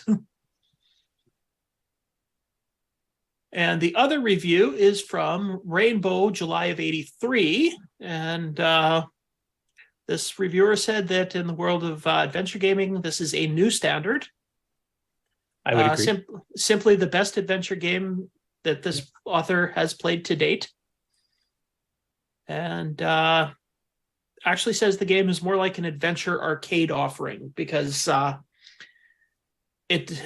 it has the slow pace of an adventure game until you get into a fight, and then it's more like an arcade game with frantic doing things, fighting, and because it is time based, like it's real time, so it's not turn based. So, it's kind of funny he describes it that way, considering what these types of games ultimately became and how they're classified now. I mean, this is basically like the forerunner of first-person shooter type games, and textures on the wall and it's Doom.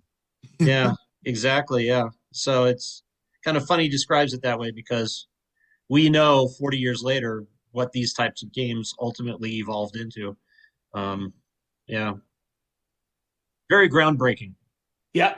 And actually, he does say that the one thing he really liked about the fact that it was actual real-time based is that when you're playing an adventure game, if you're a real adventurer, you don't go racing from room to room. You have to conserve your energy. You have to take a break to let your heartbeat slow down. And the sound is fantastic. This person also loved the fact that you could hear all the distinct sounds of each creature. And did you notice who did the review? Lonnie Falk. Yeah, publisher Rainbow. Oh, okay. And former mayor of Prospect. Anyways, really like the games. Said it'll provide you with more fun than you've had in quite a while. It's a great game. So that'd have been funny if that review was in Hot Cocoa.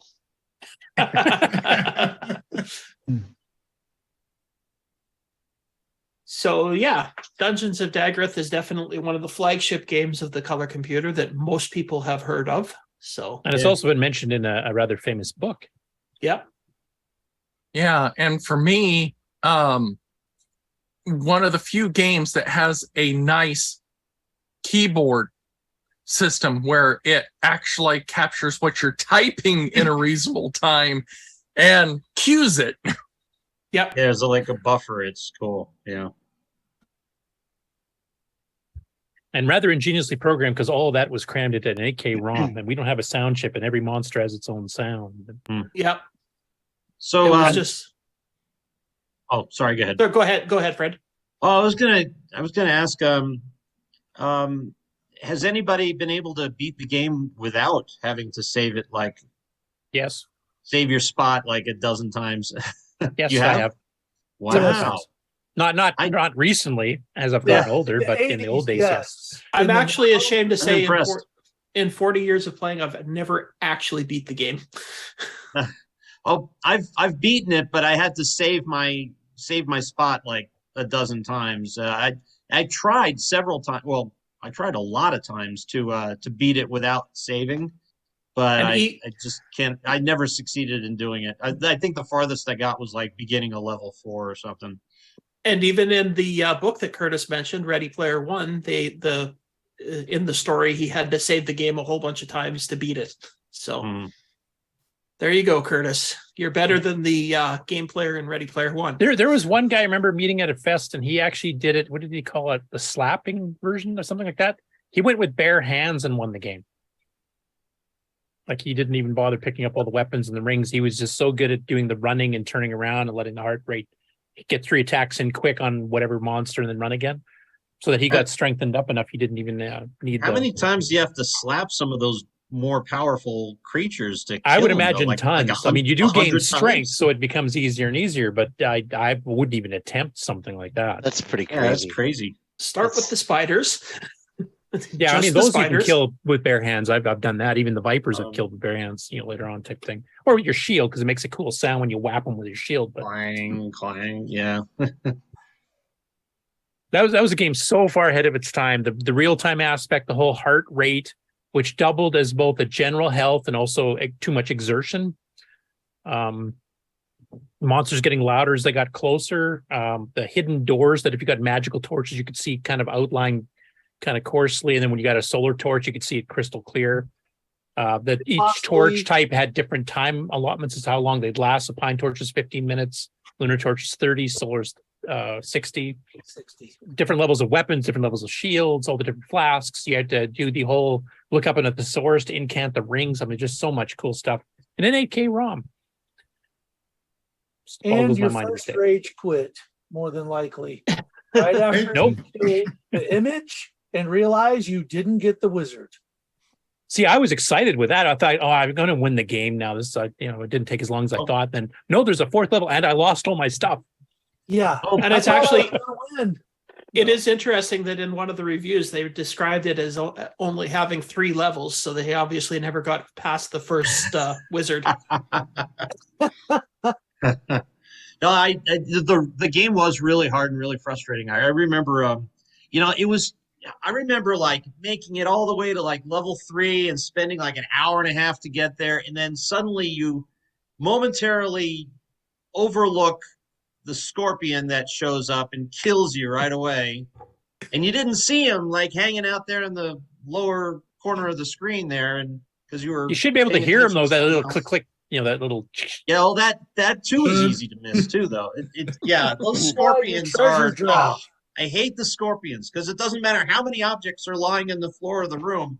It comes in and kills you just like that before you sometimes even notice he's there. If you watch me playing level 3 on the live one, you can actually see I actually stayed in the text mode where you're looking at your inventory and what's on the floor, because they'll say creature as soon as something shows up. And that's how I would time my attacks and scorpions, because like if I only had a lunar torch, they're a little bit hard to see. So I just said that as soon as it says creature, attack left, because it only takes one hit to kill them. That's a good suggestion. I don't recall ever using that technique. I don't know. Maybe I did. Oh, there we go. I guess we're on to the tips and tricks portion of this. There we go. Yes. I'm just derailing your entire segment here. I'm sorry. Oh, that's fine. Let the monsters drop the treasures, and you can hunt up a bunch of monsters on a level, because they pause with the treasure in the tile. Most of them do, yes. Except the scorpion. Except the scorpion. I'm trying to remember, do the wraiths, do they wait? I think the wraiths don't either, if I remember right. Because even the wizard will stop and pick up crap, so. Yeah. Yeah, I don't think wraiths do. But yeah, you can, and the treasure drop is also a good way to take a quick pause if you need to run off. That, so. Another tip from me is take the time to try to get all of your maximum items on each level, because if you start rushing through it, you won't be powerful enough to make it through. So like on the very first level, there's actually, I think the 2 blobs, one carries an iron sword and one carries the first ring. And if you miss one of those, it becomes much more difficult to get through the wizard's image. So kind of take your time, like clean the levels out. So if you want to take a place, drop all your stuff and kind of camp, pick a 4-way hallway if you can. That way the monsters can find you easier, so you can like herd them towards you, so you can kill them faster. Otherwise, if you're in like a little corner, some of them might not be able to get around other corners to even get to you. Then you have to go wander through the maze trying to find them, which is a pain. What's interesting is the 5th level is actually not as hard as like the 4th level. Well, the 4th, you lose everything. Like when you kill the wizard's image, you're left with the torch that's in your backpack and whatever's in your hands. Everything else disappears. And I didn't know that the first time I did that. That's what makes the 4th level so hard, is you're starting over and all these creatures are really super powerful and hard to kill. And you don't have you don't have any objects when you first start out there. And so you don't have a whole pile of stuff that they, Yeah, then you have to do I can get 3 attacks in before I have to run if I can rapid fire the keyboard. No more than 3. You can occasionally sneak in a 4th, but don't trust it. Yeah. And then you got used to that, attack, run, turn around, wait for them to come back up, attack, and just go back and forth. And eventually they start dropping stuff. Or you could drop your shield and let them pick that up so you can get a couple whacks and get some items on the floor. Yeah. But yeah, fifth level's not so hard, just because what makes it so easy? I guess by that time you're so powerful you can kill anything. Except the Galrogs or Balrogs, I should say, are a bit tough at the beginning of level 5, but the thing I found the most fascinating when I first won the game, and it took a bit, I killed the wizard on the final level, and the game doesn't end. I mean, all the monsters that are left freeze. Your torches immediately extinguish to being like half burnt pine torches, and yet you can wander around and wander right past monsters because they're frozen. You have to encant that final ring that the wizard dropped, and I needed to borrow with a source to figure out that one. That one I would not have guessed in a million years. Yeah. I don't remember the last ring being particularly hard. What was it? I'm trying to remember. Spoiler alert, by the way. It was called the Supreme Ring when he drops it. Okay. Yeah. But you need to get the source to figure out what to encant it with. I don't remember it being particularly hard, but then again, I don't. Yeah, like the jewel for energy and Vulcan for fire and all that. That was easy, but that those last were easy. one, Supreme Ring was harder. Yeah, because if you just look up in dictionary at the time, most dictionaries did not have it. But if you had to get the source, it would give you a couple of hints. Yeah. And I'm not going to spoil it, so I'm not going to tell anybody. They can figure it out. Yeah. I don't remember it being so hard, but then again, maybe I'm misremembering. Maybe it was really hard. I don't know. You just played the game a lot, so. Yeah. Yeah, definitely. I mean, that was one game I used to take when we used to have our computer gatherings at high school, because we had Apple IIs in the lab, Apple II Pluses, and everybody would bring their own machines on a Friday. We'd all stay till like 6 or 7 at night. So people would bring in like VIC 20s and C64s and whatever else is around the 83, 84 time frame. And that was one game that impressed everybody, because everybody else was playing like, a Calibeth originally, and then Ultima, Wizardry, that kind of stuff. And this game actually outshone all of those pretty well. I mean, it didn't have the vastness of an Ultima game or a Wizardry game, but just, how the dungeons were handled, the sound effects. There was nothing that could touch it on any other platform at the time. Yep. And Boat and Aaron don't like it because I guess they suck at typing. That's all I can figure. Well, there's abbreviations for all the commands, right? So like attack left is just A space L. Yeah. Actually, there's some tips and tricks there too. So if you have 2 different types of an object, you can do like get left lunar torch. You can do LU space T or something like that. But those actually work even if you have not revealed them. So if you have just torch dropped on the floor, and you're going, I wonder if one of those is a solar torch, you can put get left SO space T. And even if you haven't revealed it yet, if it does grab it, then it is an actual solar torch. You can tell ahead of time what some of these objects are, so you know what you have in your inventory, even though you can't use them effectively until you're powerful enough to reveal them. So that's a little trick.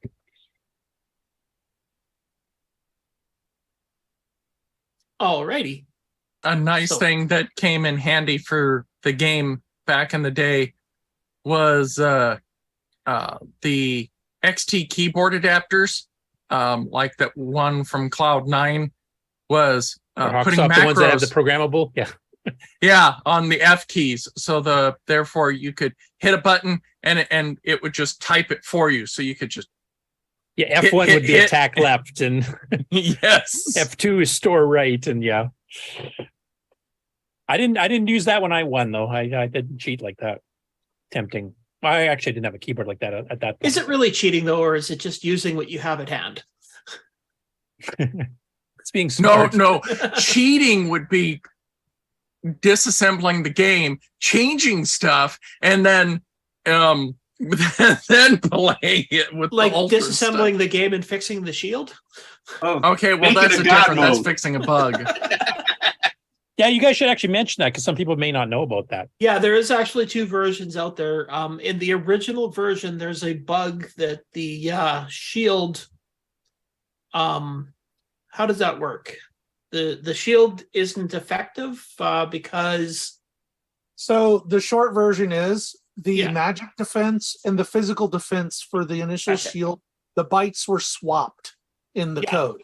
So basically, the shield you start with defends you against magic, which no one is really using on the first level, and does nothing against any physical attacks, which is all that's happening on the first level. So the shield fixed version swaps those 2 bytes around, and basically puts the game to what it was originally intended to do. So for folks who played the original back in the day and beat it, you were beating it bare naked, essentially, at first.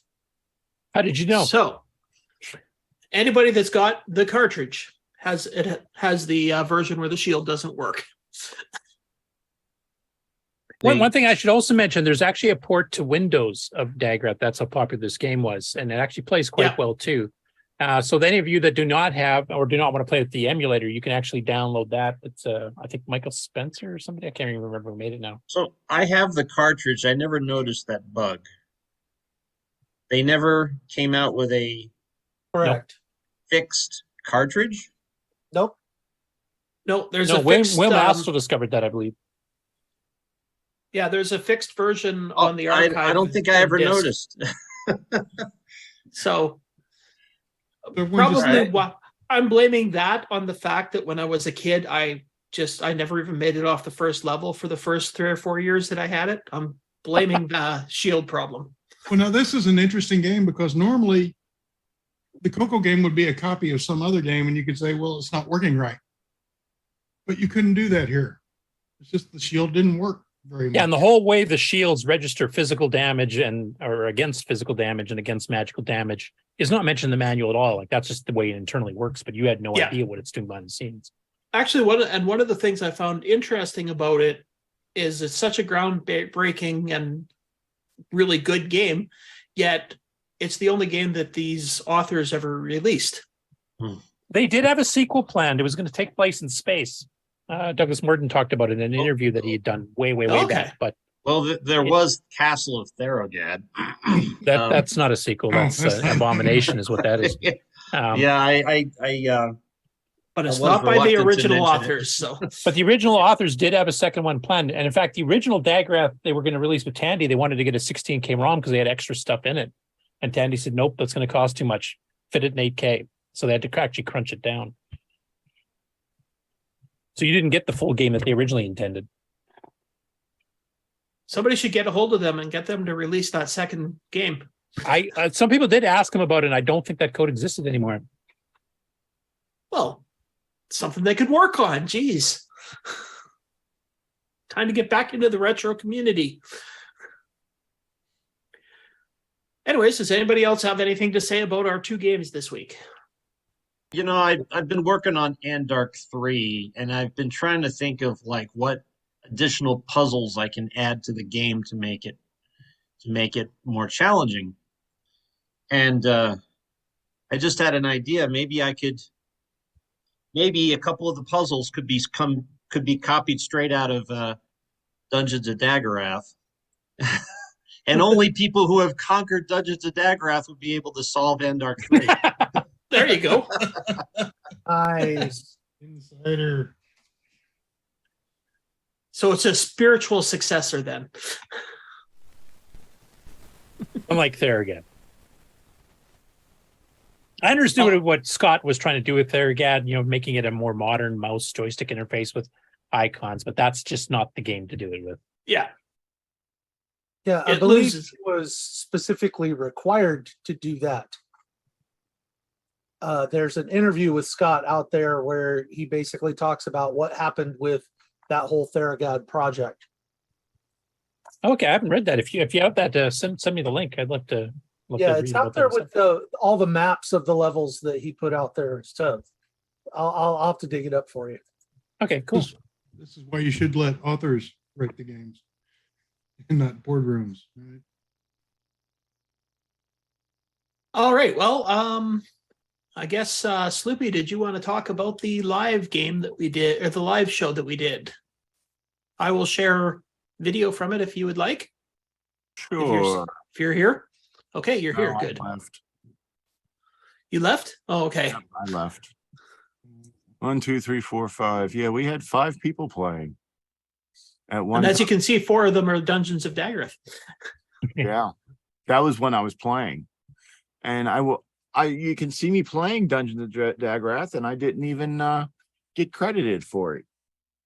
That's because you never put in a screenshot, and also that's not you typing.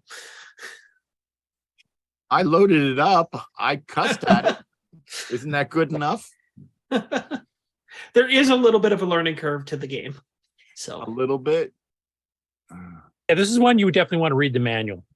You're not going to just guess everything on your own. Well, actually, and you were saying how the manual is so long, but actually 3/4 of the manual is the backstory. Yeah, well, that's just it. They said, yeah, read the manual. It'll help you. And I told you which page to go to. And then I was told to go to page 31, and it's like LRA RF, and I'm like, what does this even mean? I was so confused. It's one of the thickest manuals for any of the CoCo games, if I remember right. Yeah, it's like almost 40 pages. It's like 36 pages, and of those 36 pages, 30 of them are just story, and 6 of them actually tell you what you need to do. And I did all right on it. It's not really my kind of game. I prefer simpler controls, like joystick.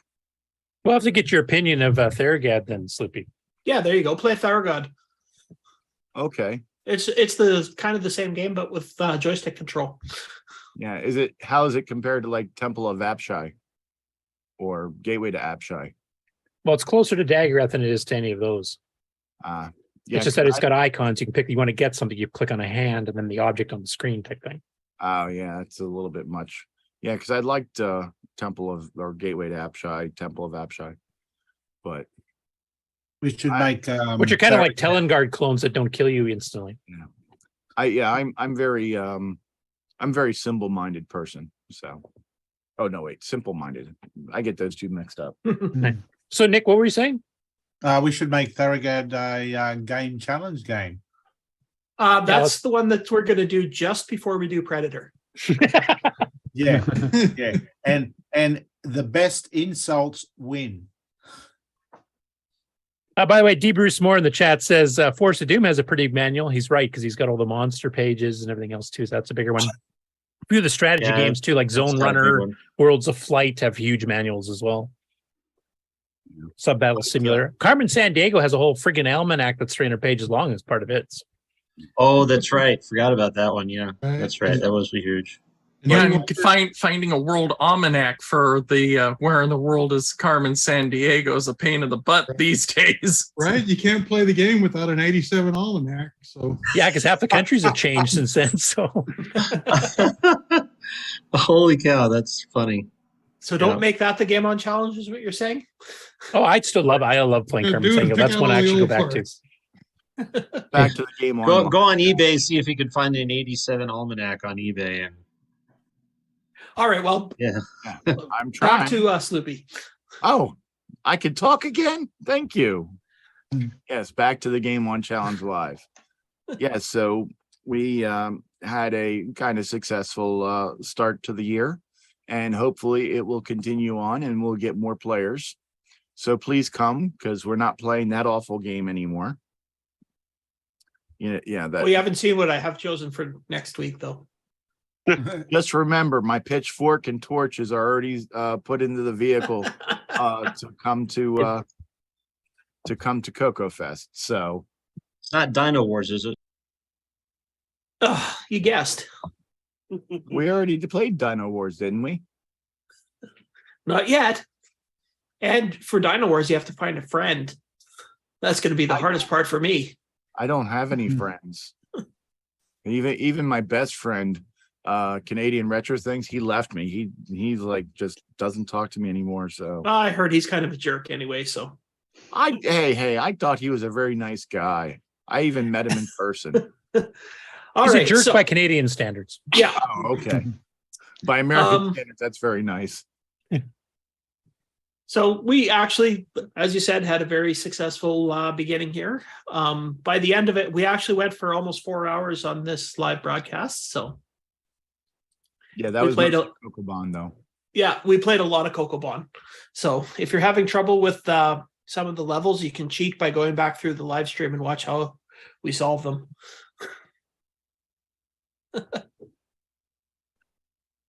All right. So anything else you wanted to say about that, Sloopy? Nope. Okay. That's all I have to say about that.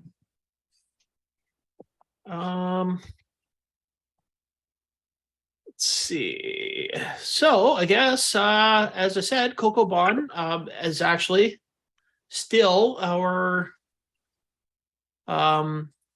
game this week. My computer's acting up. Okay, so we're still playing CoCo for one more week. So, yeah, put out a make a level of your own for it, or yeah, at least put out a picture of a level that you enjoyed playing. I know that some people that have just about beat the game or have beat the game want to find more levels to play. So.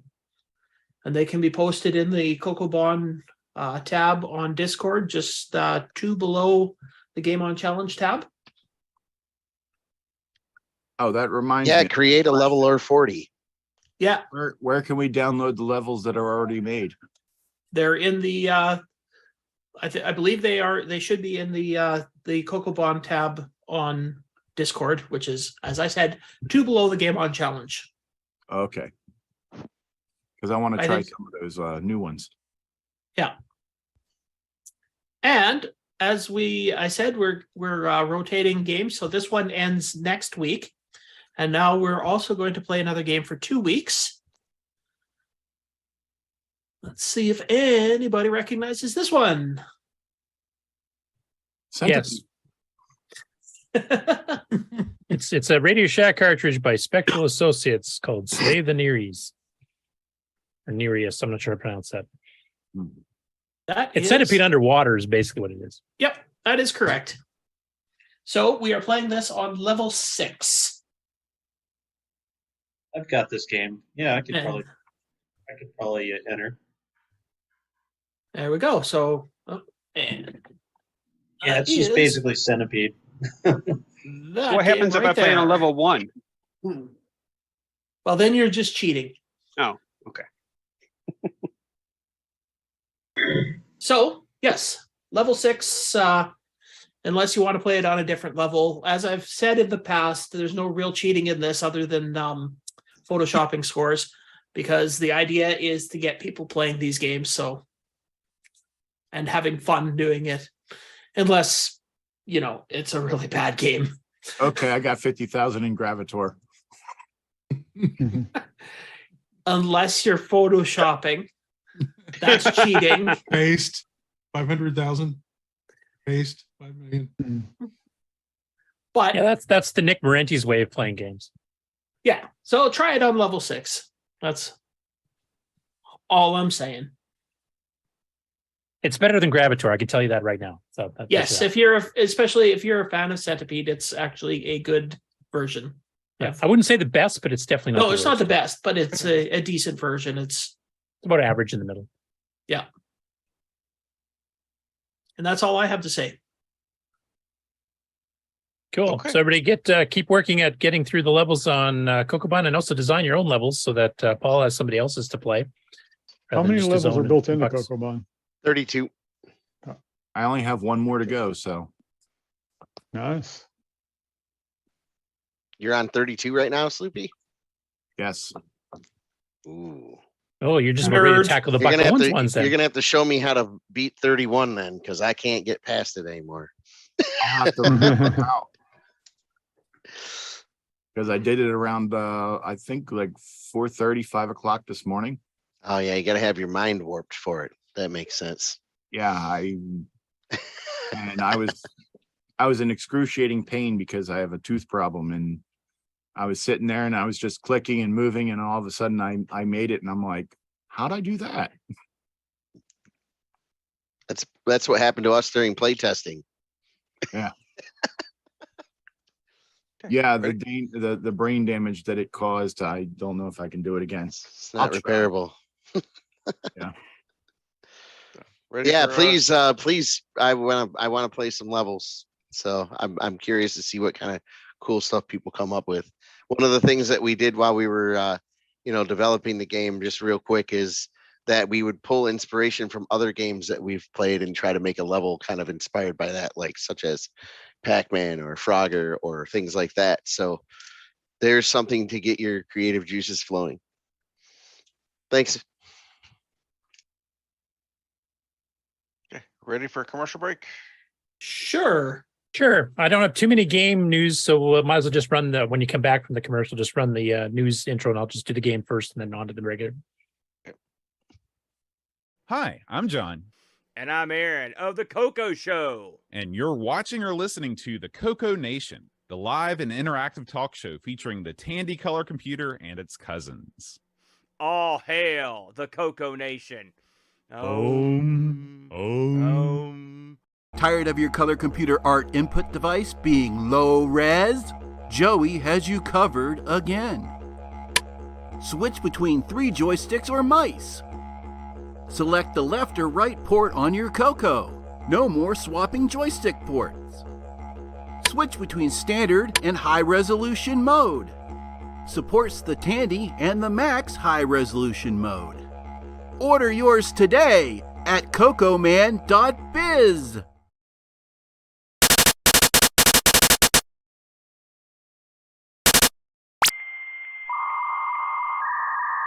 A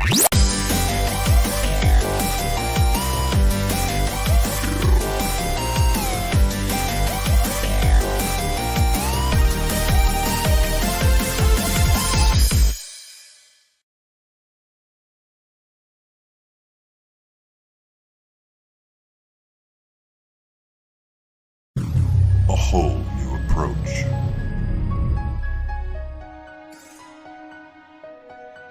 Faster than ever.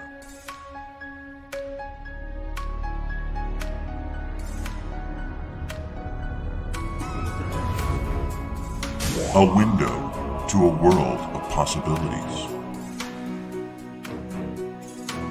Clear your expectations.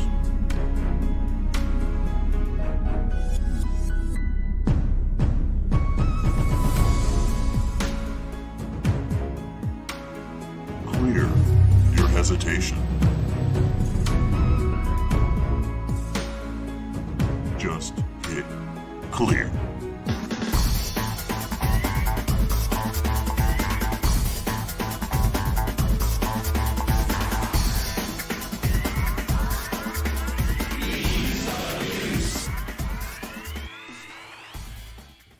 Download EOU today at lcurtisboyle.com. Only the bravest souls enter. Only the most cunning return.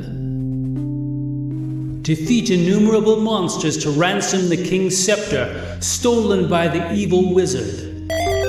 Your sword, shield, and wits are your only allies. Pray you find a magical inn as your only respite in the forest of doom. For the tiny color computer 1, 2, and 3.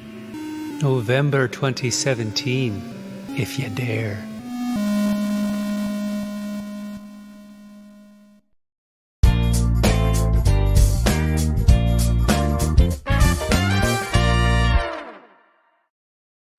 From around the world to your nation, the CoCo Nation News with L. Curtis Boyle. Here is a Muppet Tunes flag.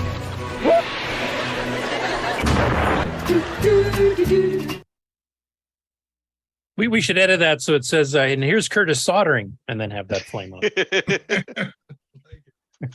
That would be good. I don't want to do it live because I might hurt myself. Okay, I presume you guys are seeing this. Mm-hmm. Yep. Okay, so Jim Mullis on the Facebook CoCo group posted this rather interesting question. How many folks here are actively working on new games for the CoCo? Also, when you are done, will you be sharing the code? And he's had 12 responses so far, but the one that most interested me was Paul Shoemaker, of course, has cranked out stuff like the Camel game and the various versions of Ghost Rush and Poker Squares and a bunch of others. And he's actually mentioned here, says, I'm working on new games pretty much all the time, but I don't always share the code. Lately, I'm working on a 3D dungeon crawler that will be a mix of traditional story-driven old school RPGs type game, but with a combat model that requires some keyboard dexterity. Sounds like Daggereth. The player will need to time their attack and defend button presses to correspond with colored balls falling at different speeds from the top. Think like Guitar Hero. At least that's the idea. Plenty of work left still. And then he put a screenshot of what it kind of looks like at this point. So you can see on the upper left, he's got the equipment. You were holding a dull knife and a shield. And then he's got the falling balls on the lower left corner. And then he's got another one on the right that's zoomed up where he's got bare hands and no shield. So it's kind of like you're strengthening your character's possessions here, kind of like Daggereth as well. So, and it's cool. looks to be a P Mode 4 artifacted graphic type game. Go ahead, Paul. Oh, I just said that looks cool. Yeah, it does. I'm interested to see how that fighting thing will work in specific. Yeah, that's a good idea. Paul makes some really good stuff, man. Yeah, and he's just been cranking them out lately. And a few other people replied that I mentioned that I ported Rick Adams' Cocodle, but I didn't write a game. I just took Rick's and just converted it to run on Nitrous. So, but some other people mentioned some other things. Richard Kelly, who's cranked out a lot of good basic games lately, including some rather good platformers, is mentioned that he's still working on stuff too. And anything I've done, I've always released source code. I might make an exception with Liberation, but I might not. Actually, I think I'll probably include it anyway, if I ever get back to it. I just was wondering on the panel here, besides Paul, who obviously is working on some new games like Buff Commando, is anybody else working on writing any games? Nick, I think you're still kind of busy with the Orc 180 project, but I think you're planning on getting back to some game writing in the not too distant future. I don't think you want to reveal plans yet, but I think you're getting close to getting started again. Yeah, so I do plan to start, but yeah, not yet.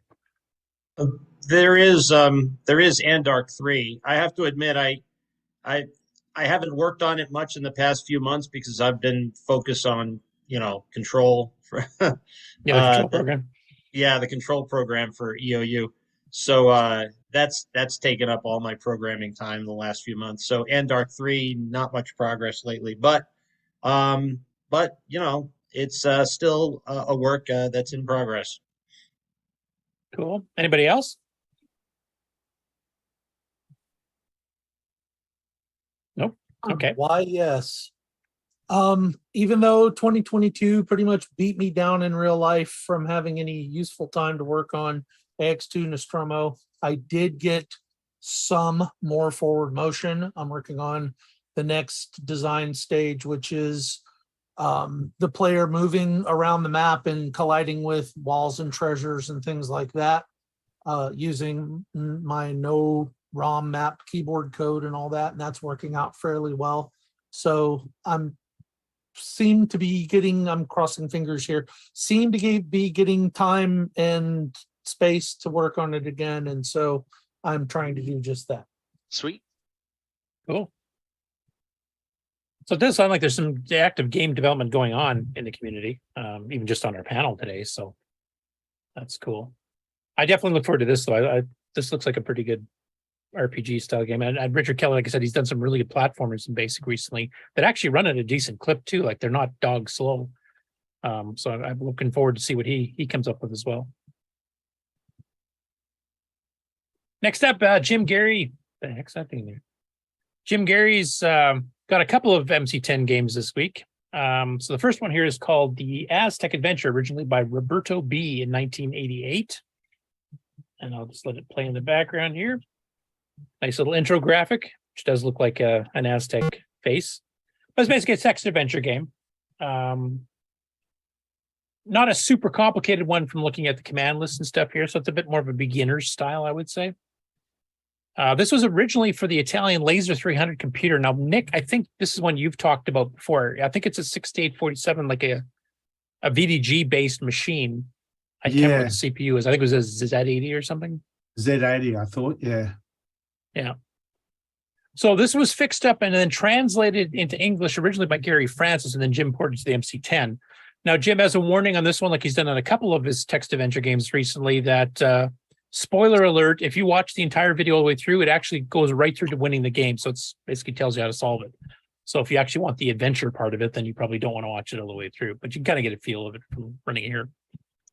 And then the second one he did is called Spaceship Farmer, originally by Mario Petengi in 1985. And this is also translated from Italian. Now, he's got a bit of a request for the public here on this particular one. He would like testers for this one to see if they can play it all the way through, because he wants to make sure the translation from Italian to English and his translation of the code is actually working. He has not solved this one all the way through himself yet, so he wants to have a few play testers to see if they can get through it. So if you have an MC10, or if you want to even translate it on the CoCo, and want to give it a shot, and then let Jim know if if you're able to solve it or not, then he would appreciate the help. Next up, Chronologically Gaming, which you mentioned before on the channel, does a weekday show for an hour, roughly at 9 o'clock Central Time, every weekday, so Monday through Friday, and covers about an hour. And he's trying to chronologically go through every video game ever made on any platform, the arcade, home console, home computers, etc.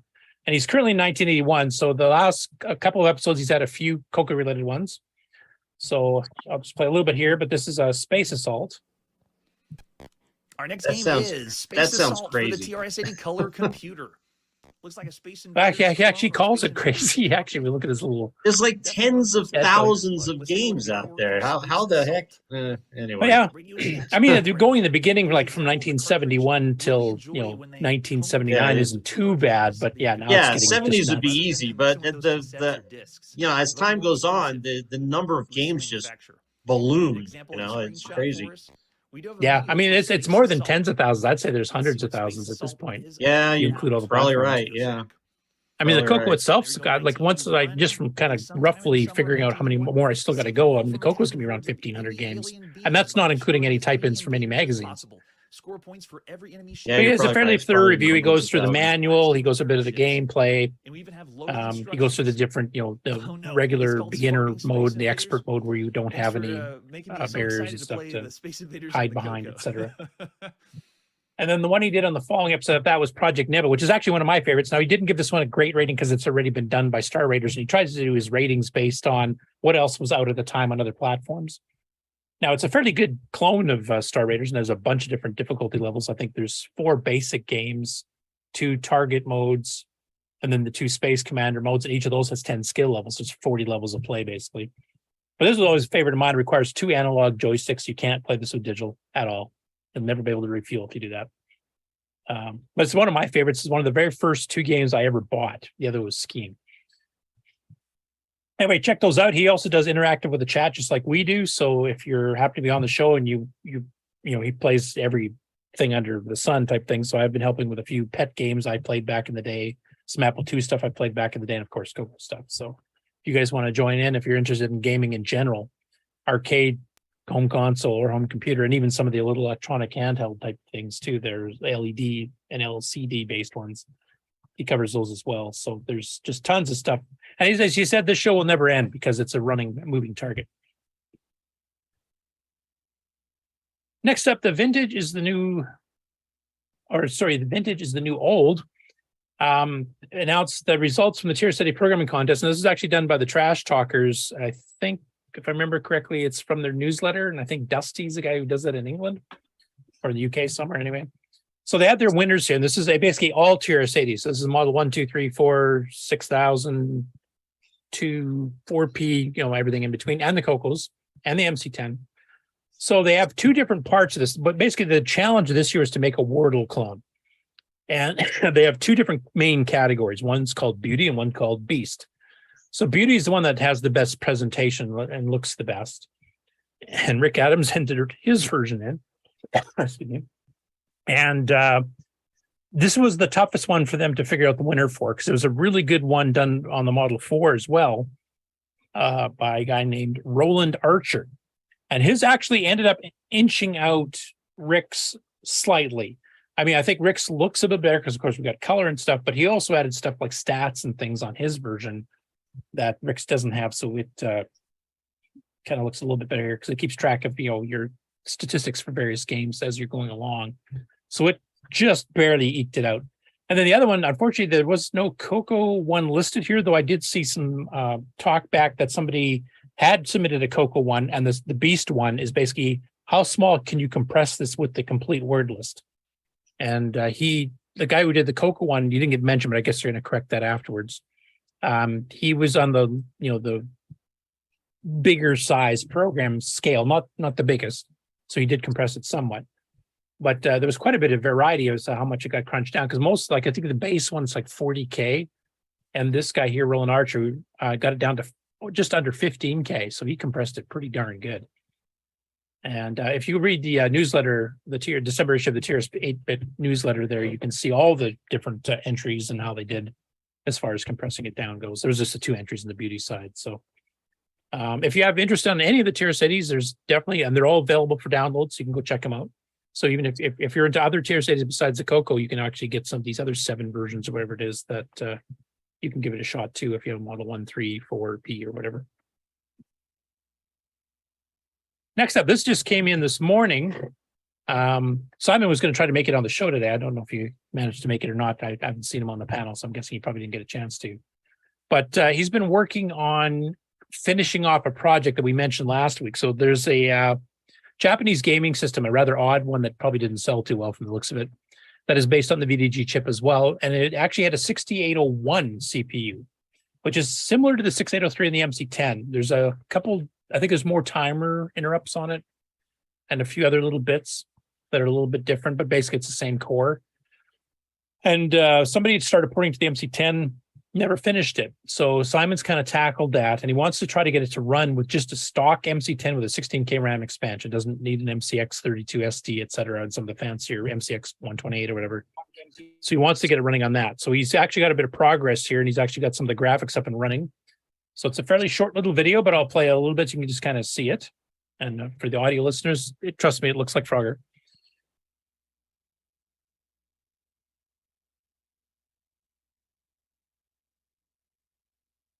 There's still some glitches and stuff here because he's been converting it over and switching things around from the way the original version ran. But it's got all the scrolling, you know, it's got less lanes. It's got 3 lanes of traffic and 3 lanes on the river, which is colored yellow for some reason.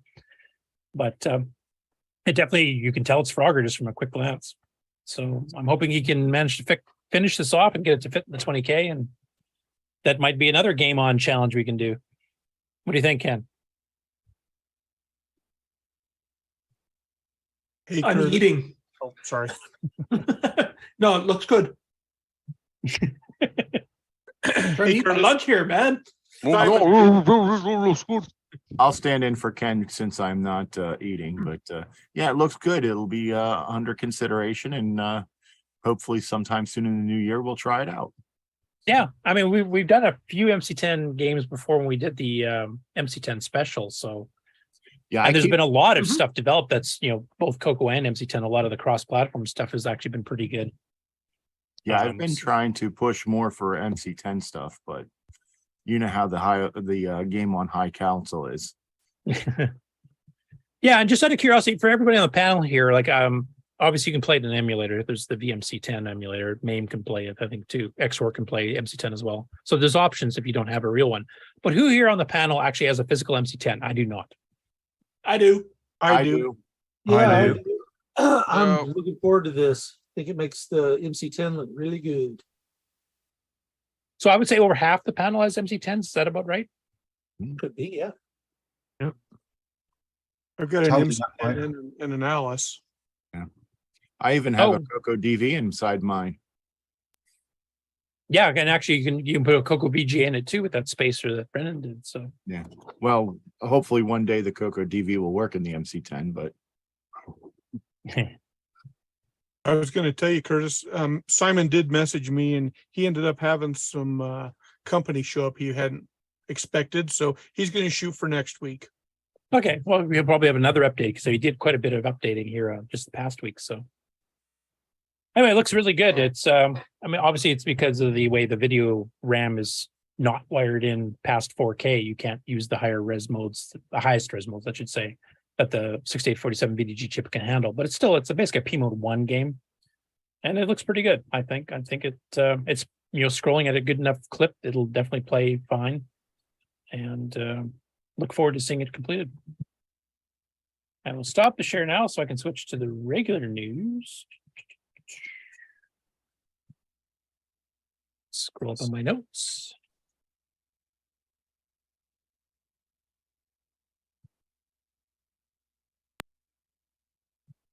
Okay. So first one is TRC retro programming, which used to be color computer programming. We've been going back and forth in the comments on his videos because he was trying to figure out what use P copy could be for, and exactly what would, how does it exactly work, etc. So I sent him actually to take a look at some of Steve's old videos when he's going through extended basic manuals, and then also Steve had done some little spaceship animations that he did on his own, which really showed that you could use it for, you know, copying backgrounds and stuff hidden so that you're not watching stuff get drawn over top stuff and flickering like mad.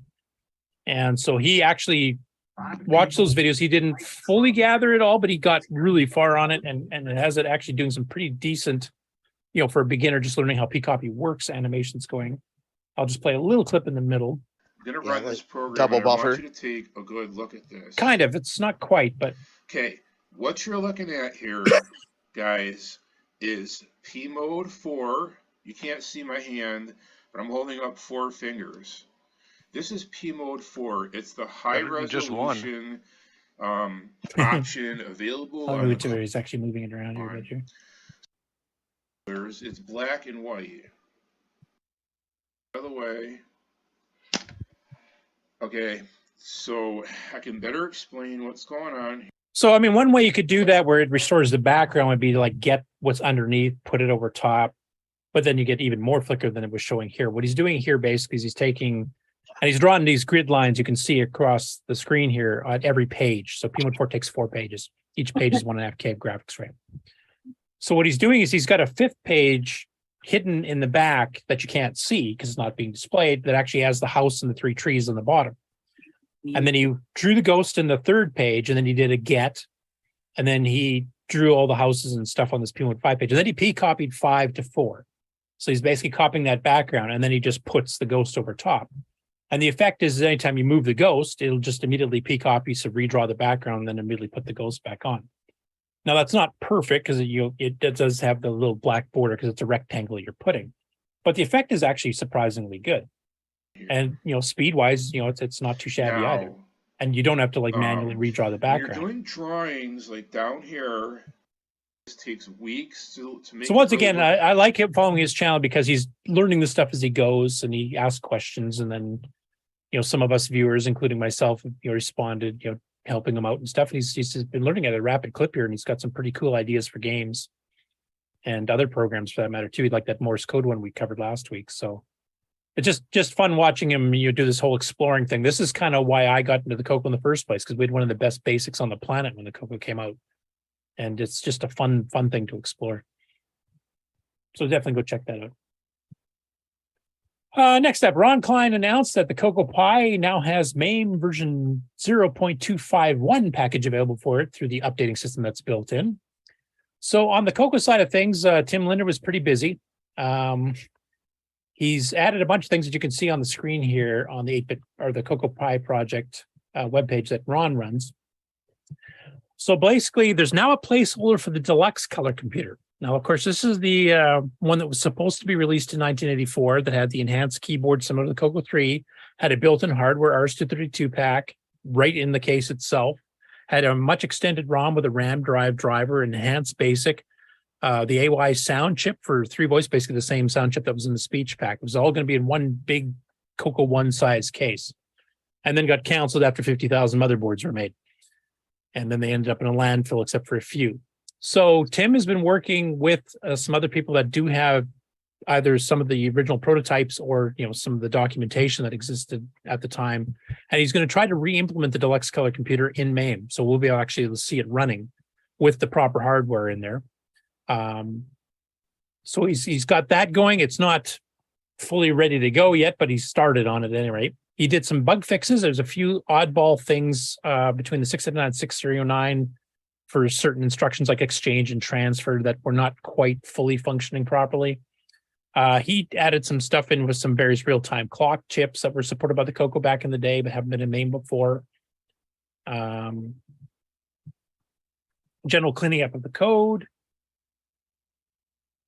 Fix some other behaviors on the transfer between mixed size registers between 8 and 16-bit that were causing some issues. Disto S Supercontroller 2 now has the no-halt functionality added in properly, which is like one I used back in 87, 88, which is awesome. Plus the mini expansion bus for the Supercontroller 2 by Disto is supported with a couple cards already ready to go in. And those would allow you to add in different hardware, and you could pick and choose between, I think Disto ended up with some 7 or 8 different cards. Some were single function, some were double function, some were triple function, some were quadruple function. And he started to emulate some of those. So you can actually basically rebuild the entire Disto system under MAME. So it's a lot of cool stuff happening there. And just out of general updates. I mean, Tim's been doing a really good job. I've been watching his RSS feed of what he's been doing in MAME. There's been times where he's cranking out 10 things in a day. And he's doing stuff every week. He's not really pausing too much, except maybe to record shows with AJ. So good to see all that stuff happening. But when he gets to the deluxe CoCo running, I'm definitely going to play around with that a little bit because it's an interesting bit of history that we've seen in the CoCo history book that Bill and Boise did but not too many people have actually had a chance to really see it running. And it'd be really cool to see that. This one we kind of already covered, so I won't say too much about it, but Brian Weezer posted the pictures of that high-tech electronic sign company and a shot of the screen with the ROM that booted up with the basic program hidden under it. And any further information, you can hit up Brian either on our Discord or on Facebook in the CoCo group.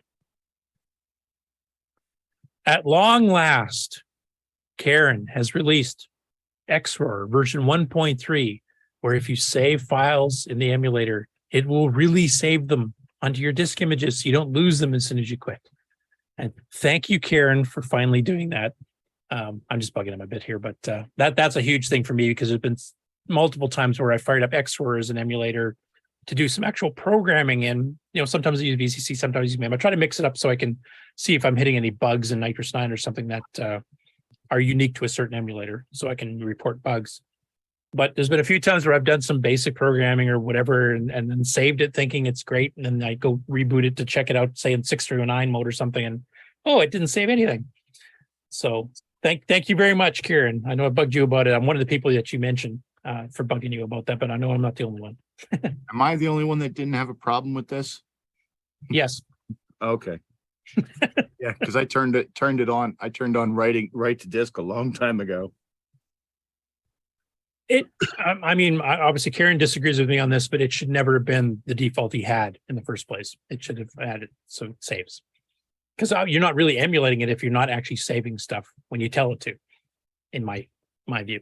But I noticed there was just another one just after it was released here, but it wasn't too common knowledge that 1.3 had been released. There was another post on Facebook. Somebody else did the same thing. I just did this, typed in this program for magazine, saved it, went to restart it the next day, and it's gone.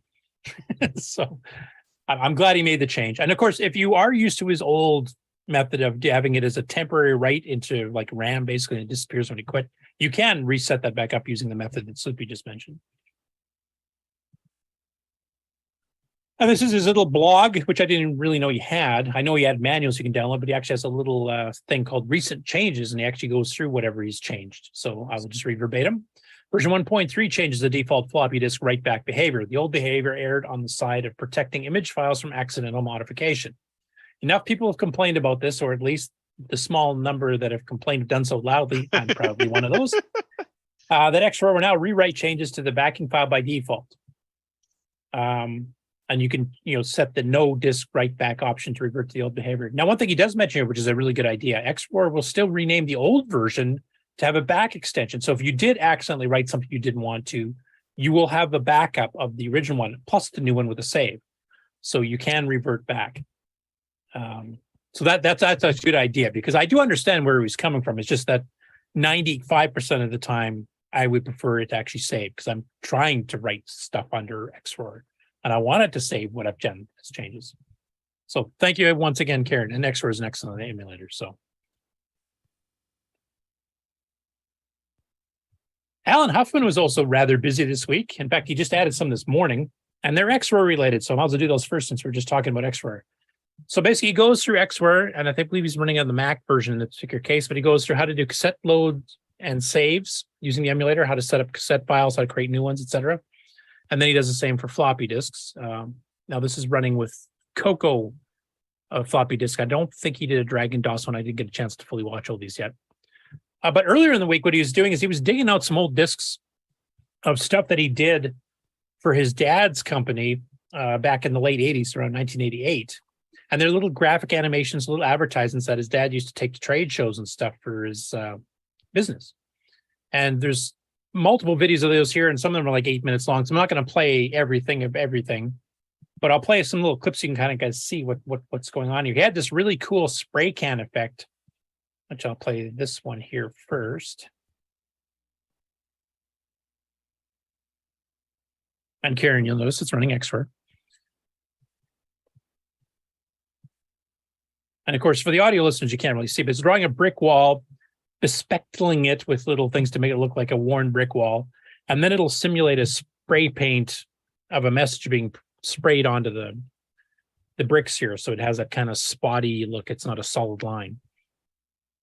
All done in BASIC, and he did this in '88, so not within 2 years of the CoCo being released here. And that's a fair bit of drawing and experimentation. I probably wouldn't have had the patience to do this myself, but kudos to Alan for doing it.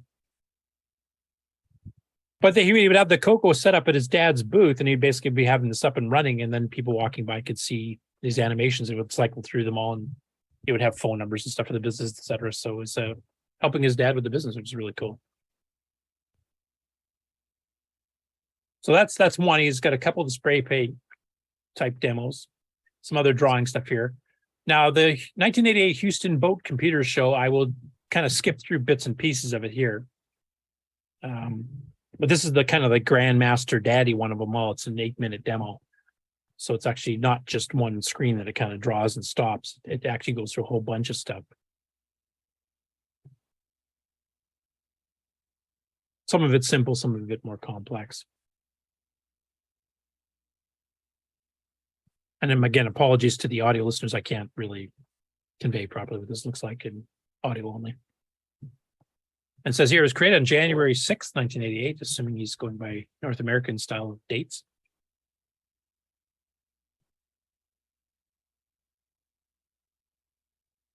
There you see the phone number and the little logo for his dad's business. And drawing this in BASIC, man, that would take patience. Doing cursive writing in BASIC. It's palette animations there to make it animated. I'll let one more go through and then I'll stop it for now. But you can check it out. There's a lot of really cool. He's letting a lot of palette animation techniques and a lot of fancy drawing and stuff in here.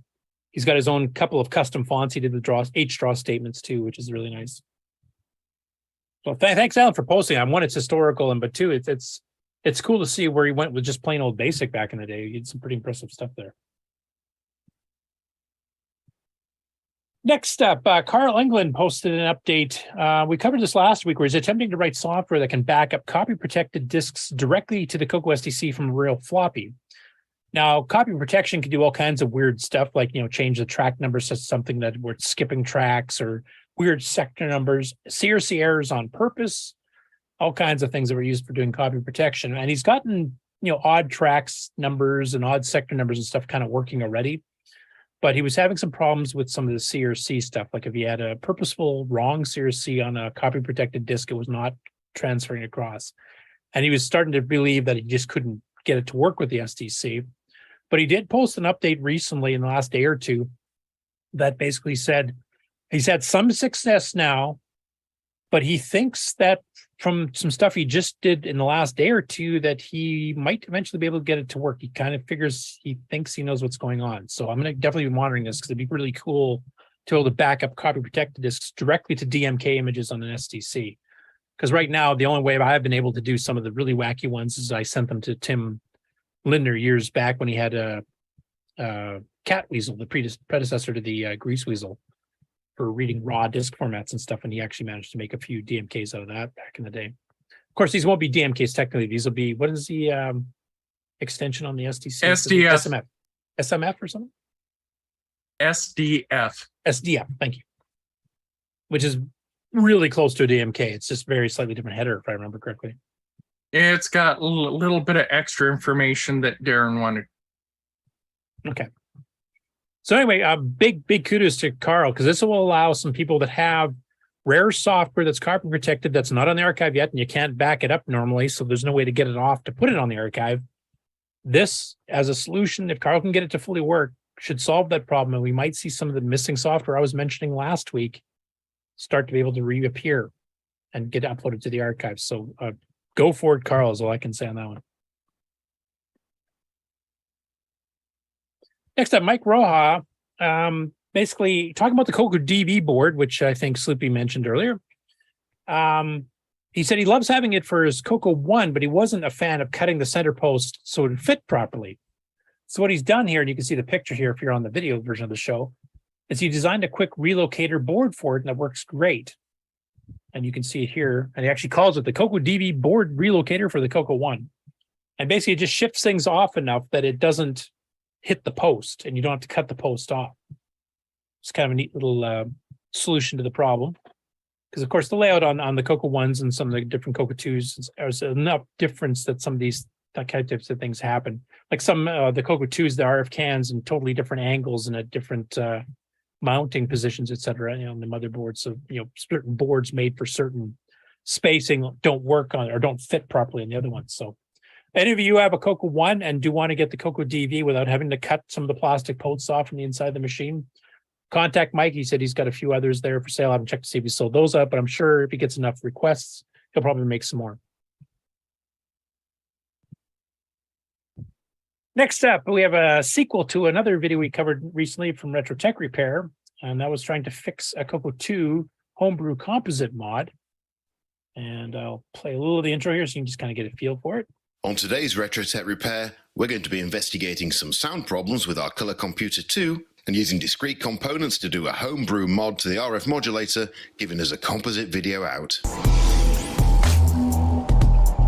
Now, I want to mention he gave a lot of shout-outs to Alan at AC's 8-Bit Zone for some of the tutorials and stuff that AC has put up on the channel, on his channel.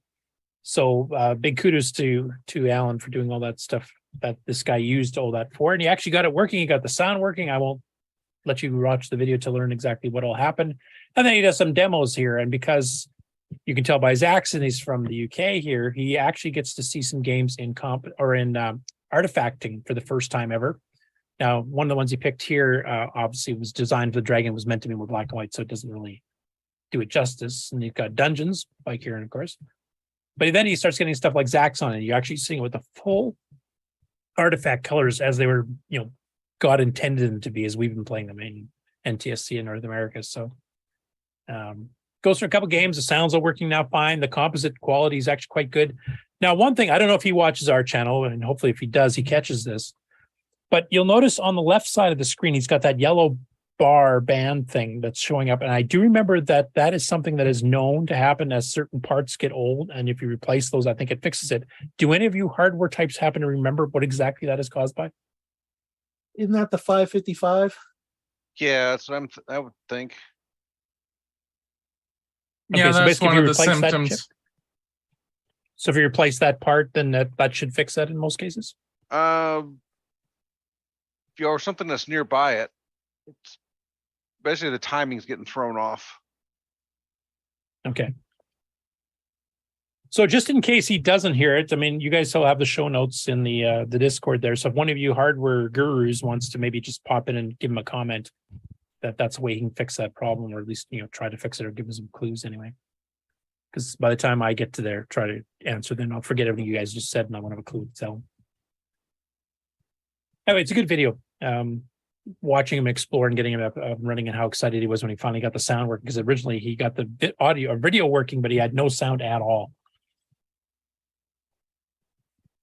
Next up, this was a rather interesting one I just kind of stumbled on earlier in the week here. So this is a Portuguese YouTube channel called Old Players, and they did 2.5-hour live stream talking about the TShirt Color Computer and its clones.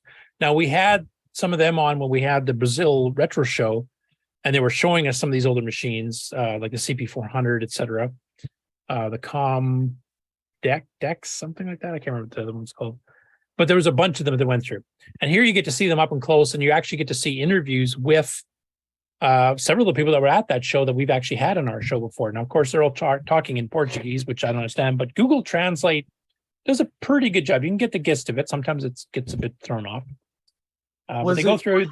Of the Codemax? Yeah, Codemax is one of them. Yeah. But it's a 2.5-hour stream talking about these. And they actually do some mentioning of the CoCo 3 later on, which was not directly sold there. But they talk about all the clones. They talk about the CoCos themselves.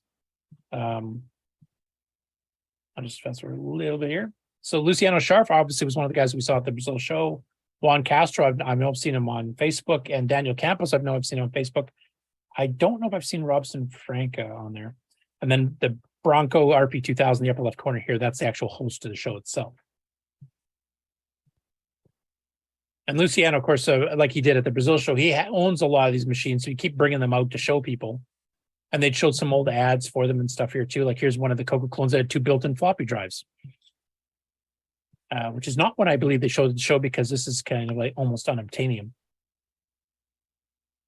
So there's a lot of cool, interesting stuff in here. It's actually worth turning on Google Translate to watch this one. There's some cool stuff we've not heard of before or have not seen before that they'll demonstrate. So I wish Google Translate was perfect. It's not.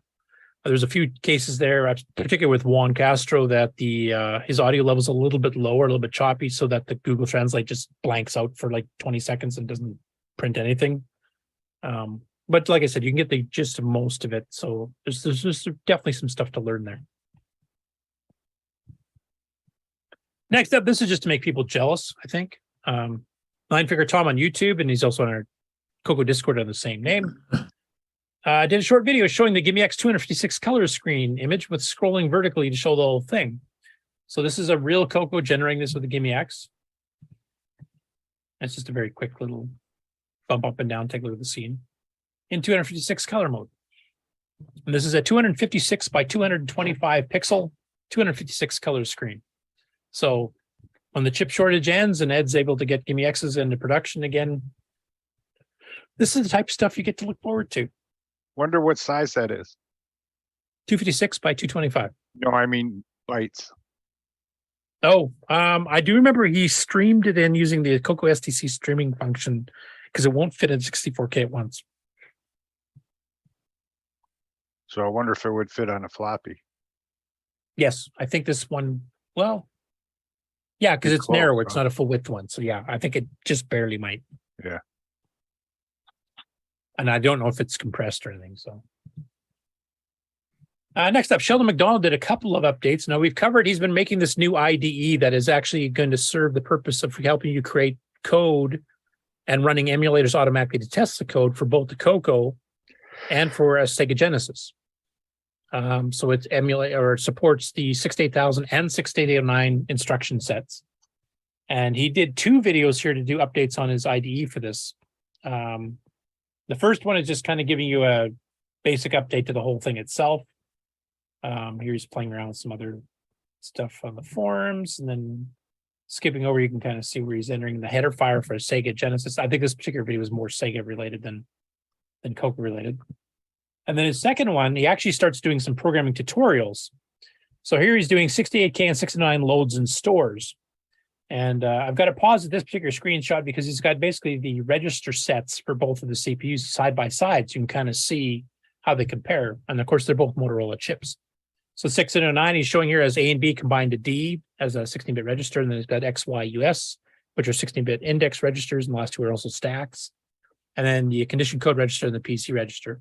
And then the 68K has got, the D0 through D7, A0 through A7, which is your data and your addressing registers. And program counter is there too. So it's kind of comparing the architectures a bit there. And then he kind of goes through like how you do loads and stores and do different things with the 2 CPUs and how to run all this stuff from within his IDE, where actually we'll fork the emulator so you can test this stuff out while you're learning, and showing you how easy it is to switch back and forth between the 2 CPUs. So if you ever wanted to make a dual project for both computers, you could technically do it with the IDE. These videos are quite long, at like 20 to 40 minutes, so I'm not going to play them here, but definitely if you're interested in some development for the Genesis and the CoCo, they're definitely worth checking out. And he's also got libraries for these here too, so you don't have to write all your code right raw from scratch. He's actually got some routines for both CPUs that you can just call with certain parameters to do stuff for you. It's kind of like system calls in OS9 or some of the ROM hook calls in BASIC. This is a cool one here. I'm just going to leave it black for a second here, but TGB Chris, and I've covered a lot of his videos before because he does a lot of Tandy stuff. He's done stuff with like Xenix on a Model 16 with a CoCo hooked up as a terminal. He's done some Nitrous 9 demos. He's done standard CoCo demos. He's done a lot of Model 4, Model 3 demos as well, hooking up various hardware, etc. He decided to do something different. He said he was kind of trying to think something else to freshen up his channel.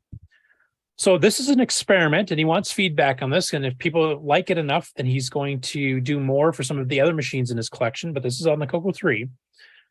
And he's calling it Tandy Time. And basically what he's doing is he's creating the TJB shopping network. So he's kind of modeling it on the old home shopping network, the way he's presenting it, like he's trying to sell you the CoCo 3, though, of course, he's not really selling you his CoCo 3 because he wants to keep it. And as a bit of a shock as to how much eBay prices are compared to normally, actually has in the corner, like the home shopping used to have the prices. He's actually got like the eBay price versus what the original retail price is, and now they're selling for twice as much as Tandy originally sold them for, not taking into consideration inflation, of course. But he's doing it in a semi-comical way. It's actually quite good. I'm going to play a little bit more of this video. It's 30 minutes. I'm not playing all of it, obviously. But I just wanted to get you guys get a bit of feeling. I'm going to let him do the intro to kind of explain what he's doing. Then I'll fast forward so you can kind of see his pitch as he's going through it. Greetings, everyone. I'm TJB Chris, and I'm on this side of the camera. I should also mention he was actually, first time I've seen him live, like with his face, etc., was actually at the Glenside end of year gathering. He actually popped on to that call. I know Grant, you were there, and a few others were there too. So it was good seeing him. Hopefully he can come out to a fest. I'd love to meet him in person. Woo. Tonight we're going to try something different. And is that loud enough, or should I bump the volume up? For this special, I'd like to do something a little different. I'd like to do something to kind of go over my collection, but I don't really do book report videos. Book report videos are, you know, this is a computer. It's got a Dorito for a processor, and it's got 2 nibbles of RAM. And it runs this software, and it was developed in Azerbaijan. I've never really felt like I was suited to it. A lot of other YouTubers really actually do a very good job of it and really do videos that are high quality. And, well, this channel isn't exactly high quality. But I thought, well, maybe I can fix that a little bit, and maybe you'd like to see some of the machines you don't normally see on camera. So I thought my own unique way to do this would be to combine it with something else I love. And, folks, that is cable television. This, if I can avoid knocking things over, is a Scientific Atlanta 8580 cable box.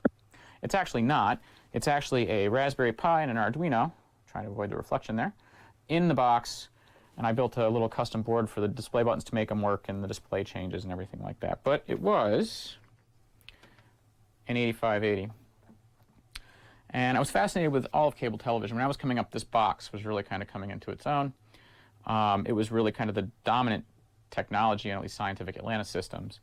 And I was fascinated with delivery, the head end, authorization, scrambling.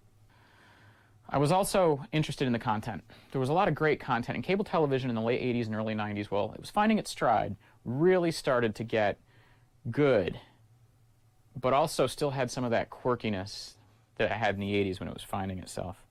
And one of the things I really enjoyed as I put my cable box away was CVN, the Cable Value Network. And after QVC got a hold of them, I think QVC bought them, we went to QVC on my cable system. Small cable system, one shopping channel. So I thought, what better way to introduce my collection of systems to all of you and get myself in front of the camera than to introduce you to the TJB Shopping Network and TJB Chris's Tandy Time, where all the computers are mine and none are for sale. The prices you see are the retail prices, whatever Radio Shack was selling it for when it was first listed in the catalog, if I could find it. And the eBay price is either the price I paid for it or whatever price I could find on eBay now. So I think last time I checked, a Color Computer 3 was going for about $400. Your mileage may vary. Anyway, so if you like this, I'll do it again for other machines in my collection. If you really like it, I'll do it for some of the non-computer Tandy Radio Shack stuff I have floating around. So anyway, that's basically what he's shooting for, is kind of doing the simulation of a home shopping network type thing and going through his collection. I think it's a great idea. If you go watch through it, it's actually quite entertaining. I'll play a little clip in the middle here. You can kind of see the actual presentation. Sorry, go ahead, Alan. That's definitely fun. I like it. Yeah. So I'll fast forward here. He's kind of going through the connections. I'll get to him when he's presenting software and stuff here too. And just play a little clip from the middle there. Back to the Color Computer 3. You've seen the flexibility, you've seen the versatility, but have you seen the ease of use? Let's take a look, folks, at the Color Computer 3. He's not talking Nitrous 9 in this case. In operation. And folks, what I'm going to do here is I'm going to start the Color Computer 3 up. Without software, simply turn on my screen, turn on my computer here, make sure I can see that the screen is on. I have to look back because the laptop's behind me here. And the first thing you're going to notice is a friendly, warm green glow. I heard somewhere that green is soothing. If you want the key to serenity, Actually, it's healing, work as we with your found out Color Computer recently. 3. The green screen will bring you joy and calming, relaxing feelings while you work with it. I mentioned the multitude of displays before, folks. The screen that's up here now is the 32-com screen, best for your television. If you're working with this on a regular color television, you want the 32-character screen. 32-character screen looks just fine and meets all of your needs. Is that why the Hulk is It even green? has the ability to emulate It's a friendly lowercase, character. though because of compatibility, it does so in reverse video. But you can get true lowercase in this display. And if you use a advanced, easy-to-use operating system, such as Nitrous 9 Easy of Use, or any of the other advanced operating systems for the computer, should you decide to buy a CoCo STC, you too can use lowercase on this screen. But let's take a look at a better screen for your monitor users. Maybe you weren't like me, you had the scratch for a composite monitor, or your TV had composite inputs. The 40-column screen is for you. And this one does show true lowercase. Color Computer 3 also supports multiple colors. Of course, we've been talking about the Color Computer 3. You saw it with Red Warrior. Let's see some more colors now. Look at that. I mean, you get the idea. It's definitely worth watching. It's a very interesting and fun way to present going through his collection, and I quite liked it. I'm also going to try to see if I can arrange for him to come on for an interview. He does want to come on the show, but I would love to have a full interview with him because he's done some really cool projects on his YouTube page, some involving the CoCo and some involving the CoCo and other machines, and some involving just some of the other TSADs. So, and he's very, very knowledgeable. I mean, he's done some pretty low-level stuff as well. So I would love to get him on for a full-blown interview. I'll be seeing if we can arrange that. Next up, we have Antonio Caballero, who's we've mentioned before. He's been working on a duplicate box of the original Direct Connect modem pack that Tandy used to sell, and he's basically got it to the point where he's done working on it. And he's got a kind of side-by-side compare here with the original. The color's a little bit different. Now, part of that might be from fading and stuff too, but it looks pretty close. So I guess he's actually put up the files. So if anybody wants to redo that, if they want to make their collection like of a really ratchet box that's just been destroyed over the years, you can actually make a replacement and get it printed out and have something that actually looks almost brand new. So, and you at first glance, you wouldn't even know it's not the original. So anyway, if you want that, that's on the Tandy CoCo group on Facebook. Next up, Steve Strobridge. You might know him from a show called CoCo Talk. He actually uploaded a request of a few people were asking for drawing fonts on the screen in BASIC using the draw command, because you can scale them and do all kinds of things, even rotate them 90 degrees. And Steve posted up, and I'm trying to remember the name of the game. He was making Galactic something or other, or something on that line. He'd made a game a few years back in BASIC that actually he did take some time to draw a font. What's that? Cosmic Aliens? Yeah, that's it. Thank you.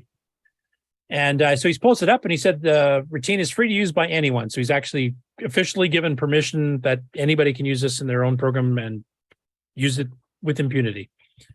And then he's got mentioned here, he's got a few other fonts that he did using that same technique here. If you want those, and you can request those specific fonts off him too. So that's available on Facebook as an image. You can download fonts disk in the CoCo group in the files section. Next up, I'll let Ken talk about this one. I'll mute and let you do the talk over. Hopefully you're done eating by now. Yeah, I'm done. I don't know. I just said everything you told me to say in this video.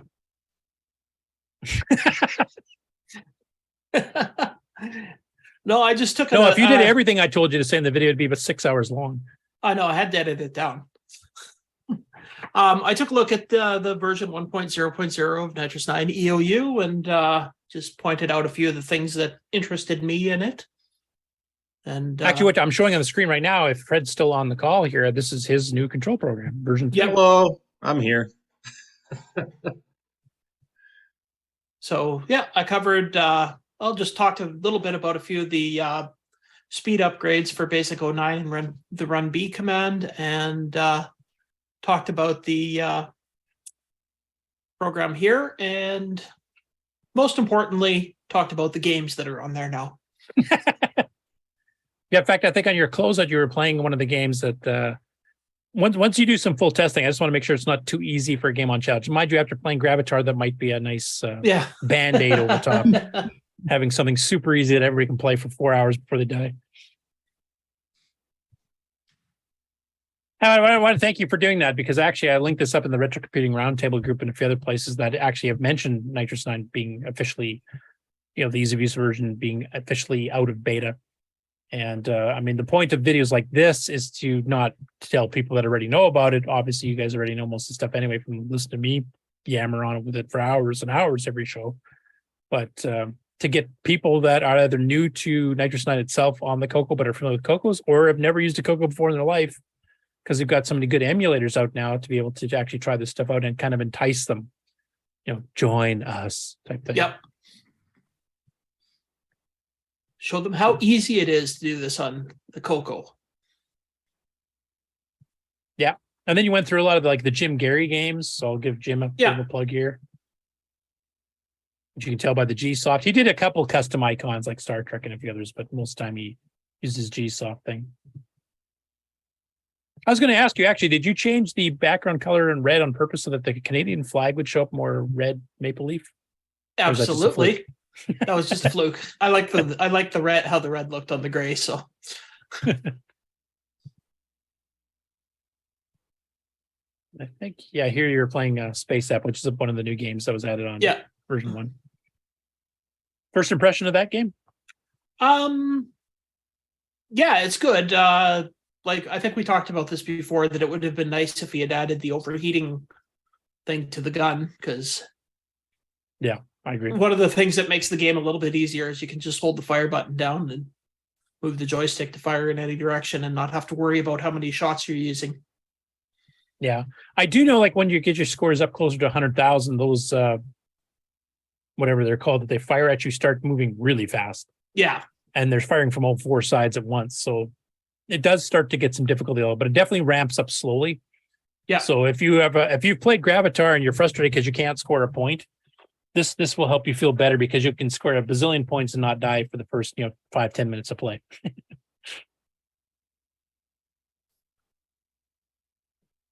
Next up, Darren Ottery mentioned that he's got an update to his, and this is switching over to MC10 news now. So the MCX32SD file browser, he added a suggestion by Ron Delvaux. I don't know if Ron's still on the call here, but thanks, Ron, for giving the suggestion. He's added an @L to toggle inverse video text on and off, and he's showing inverse video on this screenshot, obviously. But if you prefer the dark green on light green background text, you can switch it to that, or you can switch to the light green on dark green, as is shown here. And you can download it from his Google Drive directly, which has got the link to in the Facebook MC10 group. Or if you get our show notes on Discord, it'll take you to the link directly here to his Google Drive, and you can download the cassette images to actually run it. And of course, it requires the MCX32 from designed by Darren Atkinson and sold by Ed Snyder. He still has it in stock. Sorry, somebody else saying something? No, it works well. Okay.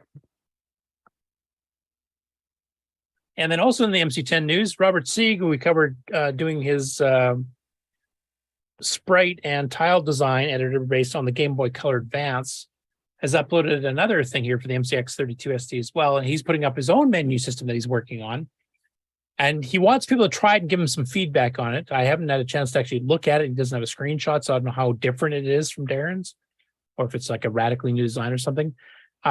He's recommending, if you want to try it, maybe you have a second SD card to put this on, because he doesn't want to corrupt any stuff on your thing. And it's very early. It's like alpha, kind of just experimenting. But he does definitely want some feedback. So if you do have an MC10 and you do download this and give it a shot, go to the MC10 Facebook group or MC10 group on Facebook, and share your feedback with him. Maybe have any suggestions, if you find some things that maybe he should change, maybe things he should add, etc.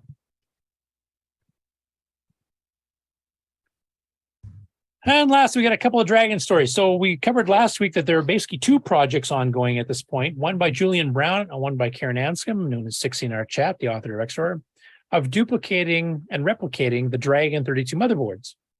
And Julian, if you remember last week, if you caught As the World Turns, was having some issues and trying to figure out why it wasn't running properly. And he made progress this week after a tiny bit of a break to refresh the old brain. And I'll just read verbatim here. You can see that the color is definitely not right here, but he's okay with that at this point. But for the audio listeners, I'll just quote Julian. And we have a winner. Ignore the lack of color. That is the monitor, not the board. The cause of all my woes, in my infinite wisdom, I'd left C12 populated despite going for the full 64K conversion setup. So actually double good news as the built-in upgrade just works. I've no doubt added ground planes under the RAM chips is helping, but not seemingly essential. I'd rather they were present all the same. Just waiting for a few components to arrive to finish testing the cassette port and the audio. Happy. So we actually got it booted up in the ROM. The cursor's on the screen. It's not crashing or freezing. So huge progress there. And then by the same token, and actually a little bit earlier in the week, Karen basically hit some pretty good progress himself on his version of it. And he actually just put in a quick little 11-second video here, and he just labeled it progress. Now, he doesn't have a screen hooked up at this point. He's got a scope hooked up. You can see the clips and stuff there for testing stuff. And he's got a keyboard hooked up. And basically what you're going to see here, because it's kind of hard to tell if you're don't know what you're looking for. But basically, he blindly types in motor on. Now, any of you know that, if you get a CoCo from eBay and you don't have a monitor that is capable of displaying it right off the bat, if you want to test to make sure it actually is working, you can plug it in, turn it on. If you type motor on blindly, you should hear the cassette relay click inside the case. And then if you want to hear it click off, you can either type motor off, or you can cheat like Karen did here and just hit any random key and cause a syntax error, because basically when it hits a syntax error, it will automatically shut the cassette relay off. So you hear a second click. I don't know how well it's going to come across here on the stream, but it basically proves that BASIC is up and running. It's reading the keyboard correctly, and the BASIC interpreter is running fine too, because he actually can turn the motor on and shut it off under keyboard control, even without a screen. So here we go. Let's see.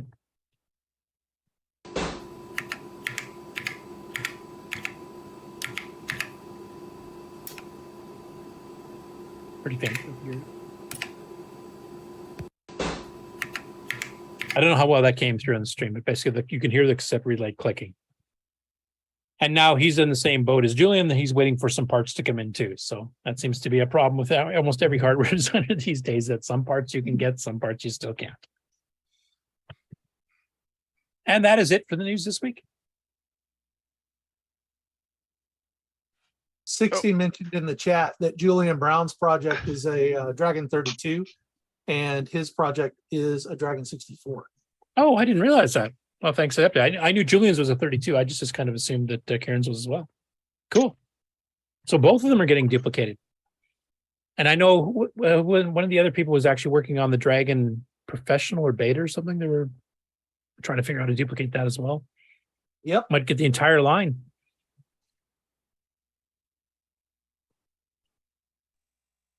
Then the Dragon Nation will be full strength. Yeah. Okay. Hey, Curtis. Yep. I was wondering if anybody had mentioned anything about Robert Swoger. We did. Was it last week we mentioned when he passed away? Or 2 weeks? I think so. I think so, yeah. Okay. I do know they published the service was going to be streamed at some point, I think, didn't they? That was a bit more recent. Yeah, it's going to be March 5th. It sounds like they're going to have a celebration of life for him. Now, does anybody know, like he's had, CoCo equipment and stuff, is that being donated to Glenn's side, or is his family keeping that, or does anybody know about that? That's the one thing I was kind of curious about. I didn't want to talk to family about it this early, but I think John Mark was working with him about all that. Oh, okay, cool. Because it'd be a shame to have the family just throw that stuff out if they, they don't want it themselves. Yeah. Also, Annette is talking with Tony and myself, and that for his ham radio gear. Oh, I forgot he was a ham. Sorry. Yep. So I'm going to be talking with Annette in the next few days about that and that. So that's good to hear. It sounds like all of his old retro equipment that honestly his family probably is not interested in. Sounds like it will be going to a good home. So yeah, I don't know with the, like you said about the CoCo equipment. So okay. Brian, I'd also mention maybe we changed the Glenn side page for Logical to maybe point to a different email. That way we know if anybody's got questions or something. I know it's still right now going to Bob's email. his AOL account. He Okay. is taking over Logical. I was curious because I was interested in it, but I'd never followed up. Yeah, I don't Yeah, know. because Logical is not just for the CoCo either, so that's an interesting question. Correct. Yeah, I can make mention of that, Annette, to see. Well, yeah, who would that? Because that wouldn't have anything to do with that. Who's updating the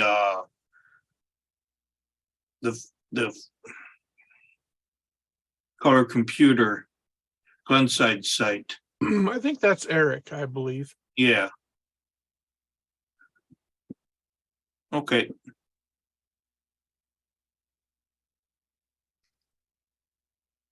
Yeah, it's sad news about Bob's passing, as it is anybody in the CoCo community when that happens. But it's good to see that we've talked about this before, actually, last year, where, we're getting up in age. Some of us are getting quite up in age. And what happens to your equipment? Like, if you haven't made a will, does your family even know that Glenside exists to even like donate? Or Hi, I'm Terry maybe you have Steggy a from fellow Retrotech CoCo Time. person in your area that you think it should go to, so they can carry on working with it?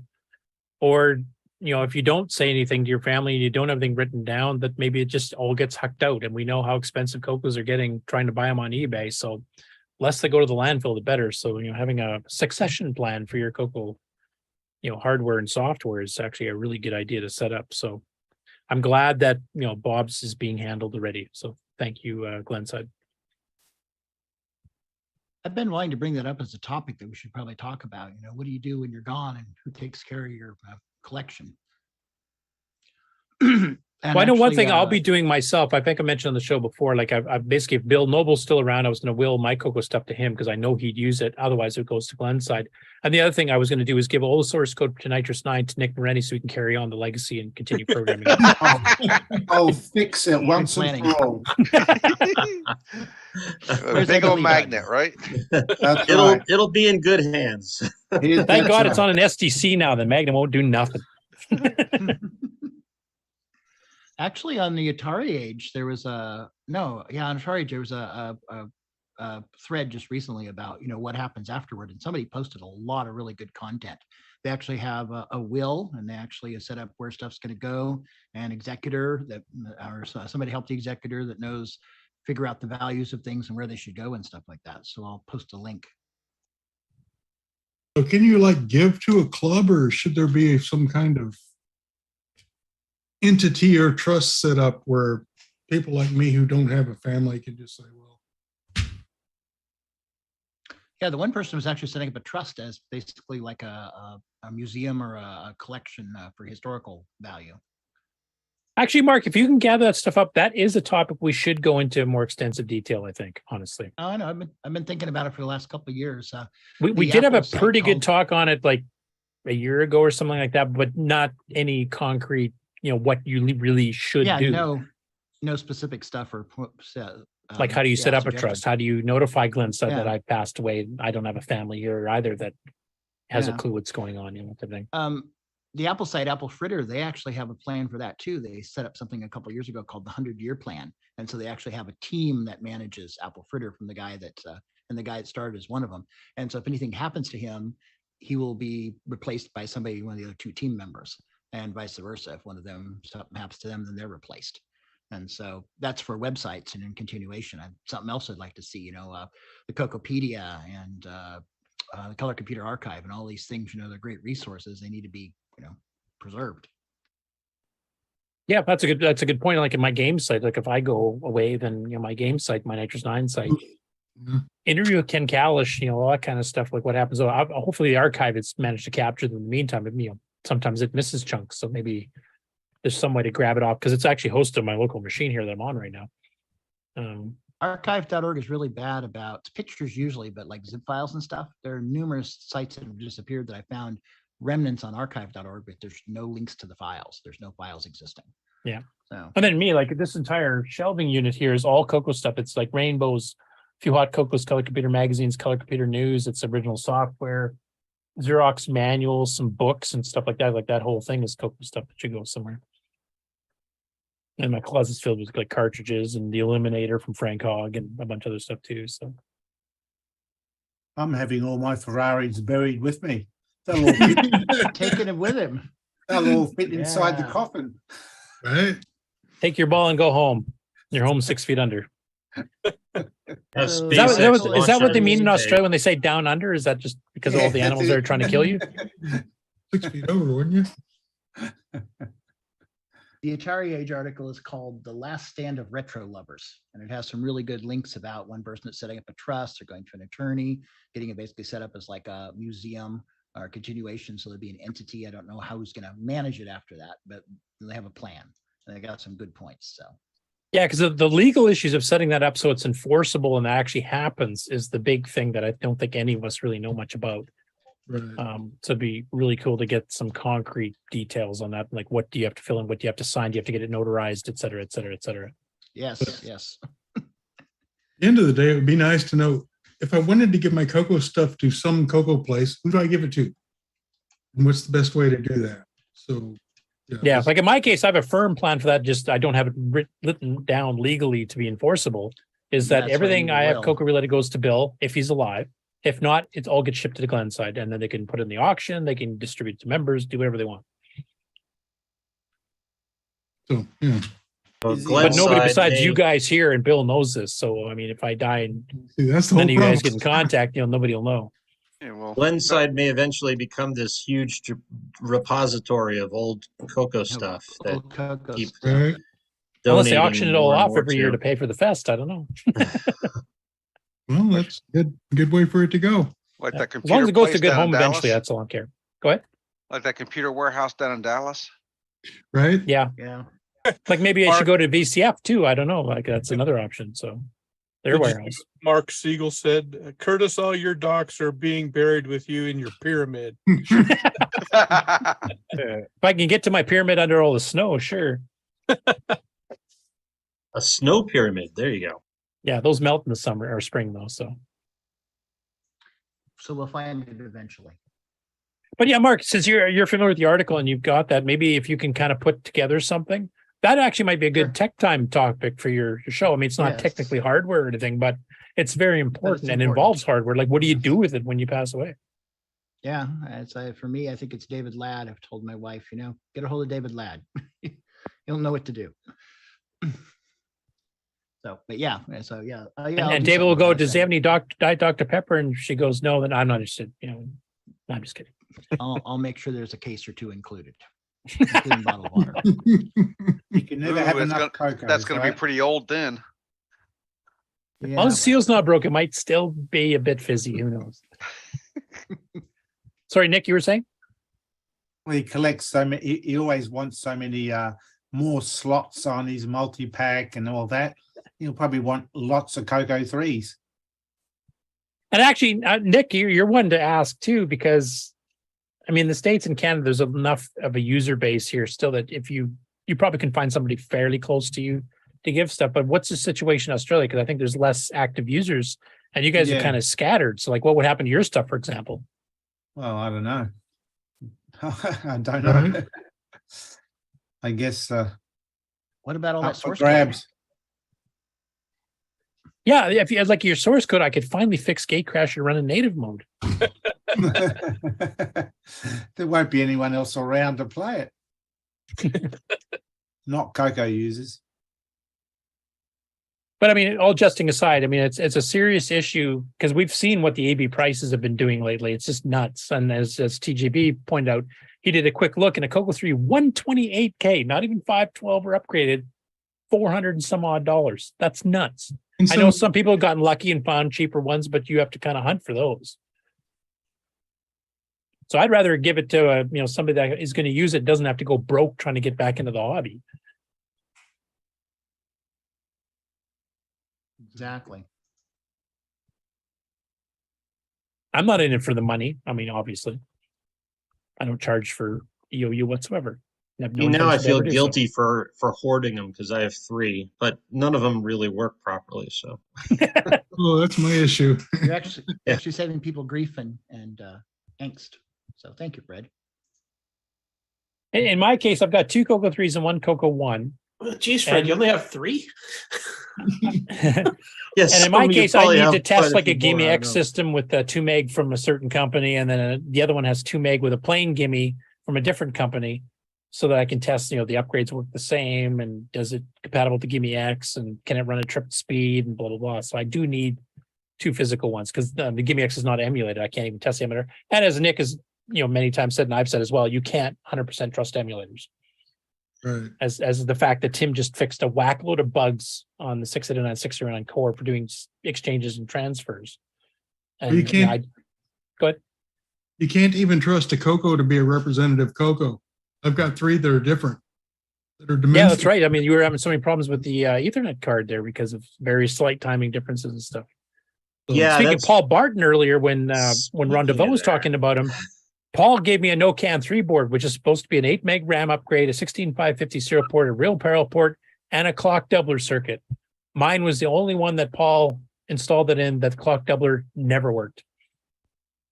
I have one of the original batches of that Ethernet cartridge, and it doesn't work on any of my 3 CoCos. So I have better firmware for that. yeah, so I'm bringing all 3 CoCos and the cartridge with me to CoCo Fest to see if somebody, Sweet. perhaps you, Pat, could figure it out. Yeah, it's probably fixed. And if it isn't, I have the bounce. I didn't show the bouncing date. It's now August to get the stupid chip that I ordered last August or August, but it's been All right. every quarter Mauser sends me a new date, shipping date, and it goes later and it goes earlier and then it becomes later. I had a running bit, but it got old, so I dropped it. Well, I'll bring all that anyway, just to see what you can. I think I have the figure out. final solution for the entire problem, but I need a faster gal than the one that I can get cheap and dirty, which is the only one anyone can get nowadays. So, here we sat, all twiddling our thumbs. Mark said on the chat, I hope you're all autographing your CoCos so in 1,000 years people will know who owned it. He's a good Sharpie, yeah. That would Isn't that what the serial devalue numbers are mine. for? Dremel tool. I've instructed my kids that they can sell my ag vision and launch me into space when I croak. Hopefully before or after I croak, but I don't know. You never know. Make sure you sign it with a metallic Sharpie so it shows up nice and bright. That's what probably should be on our badge on the top. I put my initials on all my baseball cards when I was a kid. That was stupid. Some of them. I did that with some of my comic books A bit of too. money. Right. This would be $10,000, but $50. Yeah. What do you mean my autograph on it makes it worth less? What? I have a Commodore 128 that's evidently owned by Bill Hurd. Well, at least his name's on it. Yeah, I'm going to sign mine Mark Siegel. That's what I'm going to do. For those who don't know, Bill Hurd was the principal designer of the Commodore 128. Yeah, he's also the keynote speaker at that recent Canadian show, if I remember correctly, wasn't he? Yeah, he's quite common in the Commodore shows and world. So he does like a speaking circuit, right? What's this Commodore you speak of? Who's it? Turn around. And Is tell that me, spelled with one? Isn't that a M or wannabe two? Atari or something? It's an early precursor to modern computers. That, It's a retired computer. You guys are gonna get a whole bunch of pitchforks and torches in your ear. Bring it! I just got to cover up my Commodores there. There we go. Luckily, we're widely dispersed, and it'll be extremely unprofitable for them to try to chase us all down. There we go. Nobody can see my Commodores back on the shelves now. Mark, you got to turn your volume up. For years, I pronounced it Commodore.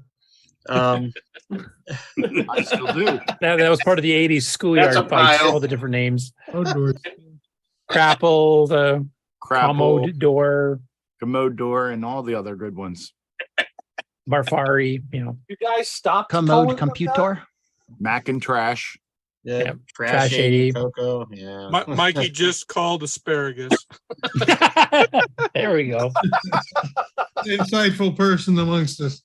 Well, it's a good thing we changed the name with the show change. Anyway, Mark, if you seriously, if you can actually get that kind of like maybe do a bit of research, you know what you're talking Yeah. about, unlike the rest of us. I would love to do either part of the regular show or as a tech talk to go Yeah, through that, because that is definitely. something that is important and it will affect all of us eventually. So. Yes. You're Okay. talking about, I'm Yeah. gonna be around here forever. I don't have anything Yeah, else I to know. say, so unless somebody else has anything they want to wrap things up with, I think. Oh, this cool. show I got might my tubes full of chips and the suspiciously unpopulated multi-pack to fix. So cool. be- So you're saying you're going to be busy this evening? Yeah, I have a plan. So I want to take another crack at running that promo that Terry has that he would like me to run. Okay. Break the screen. Yeah. Stream close up. Can you play that Gimes thing again? That was pretty good. Good transitions earlier too. Hi, I'm Terry Steggy from Retro Tech Time and the Okay. Tandy Shack, and you're watching the CoCo Nation, the world's first live and see interactive it. talk show featuring Didn't the come Tandy through the colored feed. computer and Look its better hardware than cousins. Yep, there we go. I think you're playing on a different screen, Mark. Yeah, I am. You never look better, Terry. Yeah, I was gonna say, you keep it that way. Well, I think it went out. Yeah, it went out okay. Okay. Then my joke doesn't make any sense, but that's kind of the normal.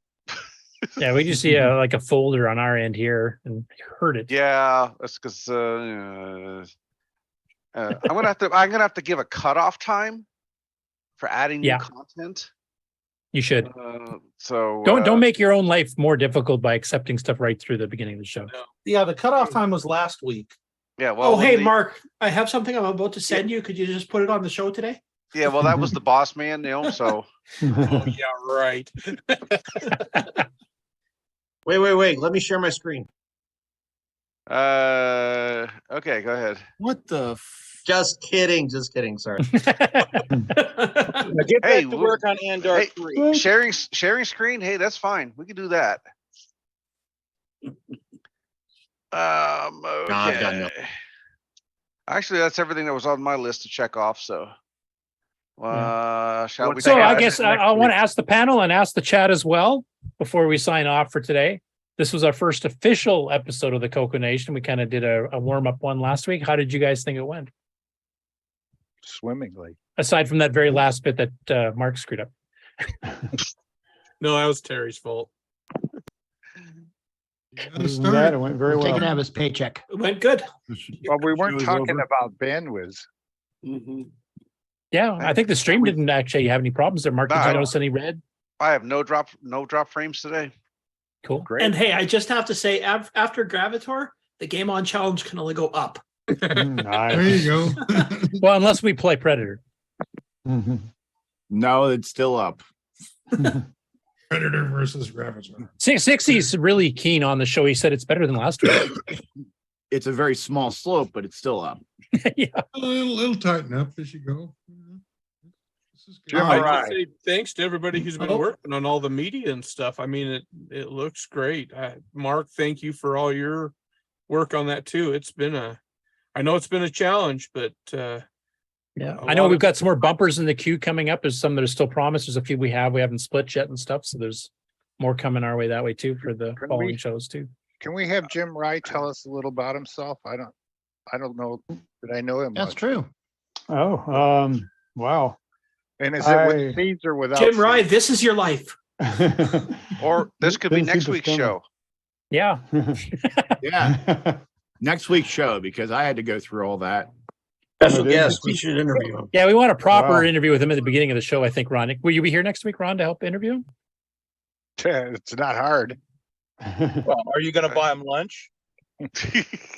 Ooh, So I might show Hey, up for Jim, that. take advantage of the green room. So, Jim, you're not allowed to take next week off. You have to be on here for our This is your life. Grilling. brief interview. Fair enough. because we've already done 3.5 hours today. So So next week, Jim, you only have to fill about 2 hours with talking about yourself. Okay, I'm sure I'm that interesting. And as a teaser, he's very active in the Game On Live Challenge. So then he should be in the title next week. Yeah, I think he should be first next week. He'll be our headliner, yes. Yeah, You because better- if You better come up No with pressure. something. if You got all week to think of something slick to say. And now you're interesting gonna quit. about You're me. gonna have to find somebody to do the who's new to Discord now. Yeah, because if the games in the Game On Challenge don't improve, he may be doing the Game On Challenge. Ooh. Wait, are you saying I might get fired? You're saying Or one Jim Rye lynched? is greater than Ken Promoted. Waters plus Sloopy? Is that what we're saying here? No, I'm doing the Game On Challenge live. I don't have anything to do with that. What I'm saying is that something might happen to Ken, and well, Let's he An can't accident find stop the there. man, he can't do the job. So if you guys see anybody sneaking up behind me, let me know. Does that include cats? I was hoping Chris Cromwell was going to come Especially on. cats. Yeah, my cats would probably do it for. Well, I mean, a treat. I'd love to have TGB Chris on, Chris Cromo, I'd love to have on as well. So, yeah, if we can get them on too, even if it's just kind of the quick 10, 15 minute, how did you get into CoCo? How long have you been back into it? That kind of stuff here. Just kind of get a feel for some of the Where are you going to donate people your newer stuff to our show. when you die? Yeah. We'll save that for the big Mark Overholzer special on that. I'm going to have to make a new Facebook group. No, not another one. This is almost as bad as channels on Discord. CoCo repository. Send your stuff here. CoCo repository or suppository? That's my question. No, David Lord says, check under the hood before you start your car. Turn it sideways; it'll fit better. I'll just get my mom to keep starting the car for me. Is this where I yell asparagus? Yes. Yeah. Yeah, you can't use All right. repository. You might get mixed up with the Commodore stuff. All right. Ken, watch out behind you. Jack Tramiel is coming. Here's We have an end show. Okay, Mark, I think we're done. Is there a caboose? The CoCo Nation train wreck is over, and we welcome you to the last surviving car. Join us on the CoCo Discord server. This concludes another episode of the CoCo Nation, the world's leading live interactive talk show featuring the Tandycolor computer. For all things the CoCo Nation, visit us on the web at thecoconation.com. We'd love to hear from you. Send feedback, suggestions, even segments via email to show@thecoconation.com. The CoCo Nation Show would not exist without the community and its cast and crew. The CoCo Nation theme song copyright 2022 D. Bruce Moore. Mixed, mastered, and produced by D. Bruce Moore. CoCo forever. I gotta hit this button again. All right. Okay. We're ready to say goodbye then. Yep. We'll Goodbye see you all then. next week. Thanks for showing up for our first official new show under the new title with a bunch of new graphics, etc. Thanks for Mark, hanging the out same with old us. numbers. Thanks for being on the panel. Glad we had such a full panel today. And Yeah. look forward to the big interview with Jim Rye next week. No pressure. Mark, thanks for putting WeFax down below. Start submitting questions for Jim Rye in the Discord. Start Yeah, thinking give me of questions advanced now. Wow, he sounds nervous already. This is awesome. Not at all. Remember, Jim, it only hurts the first time. Okay. Bye. See you all next week. everybody. Bye, everybody.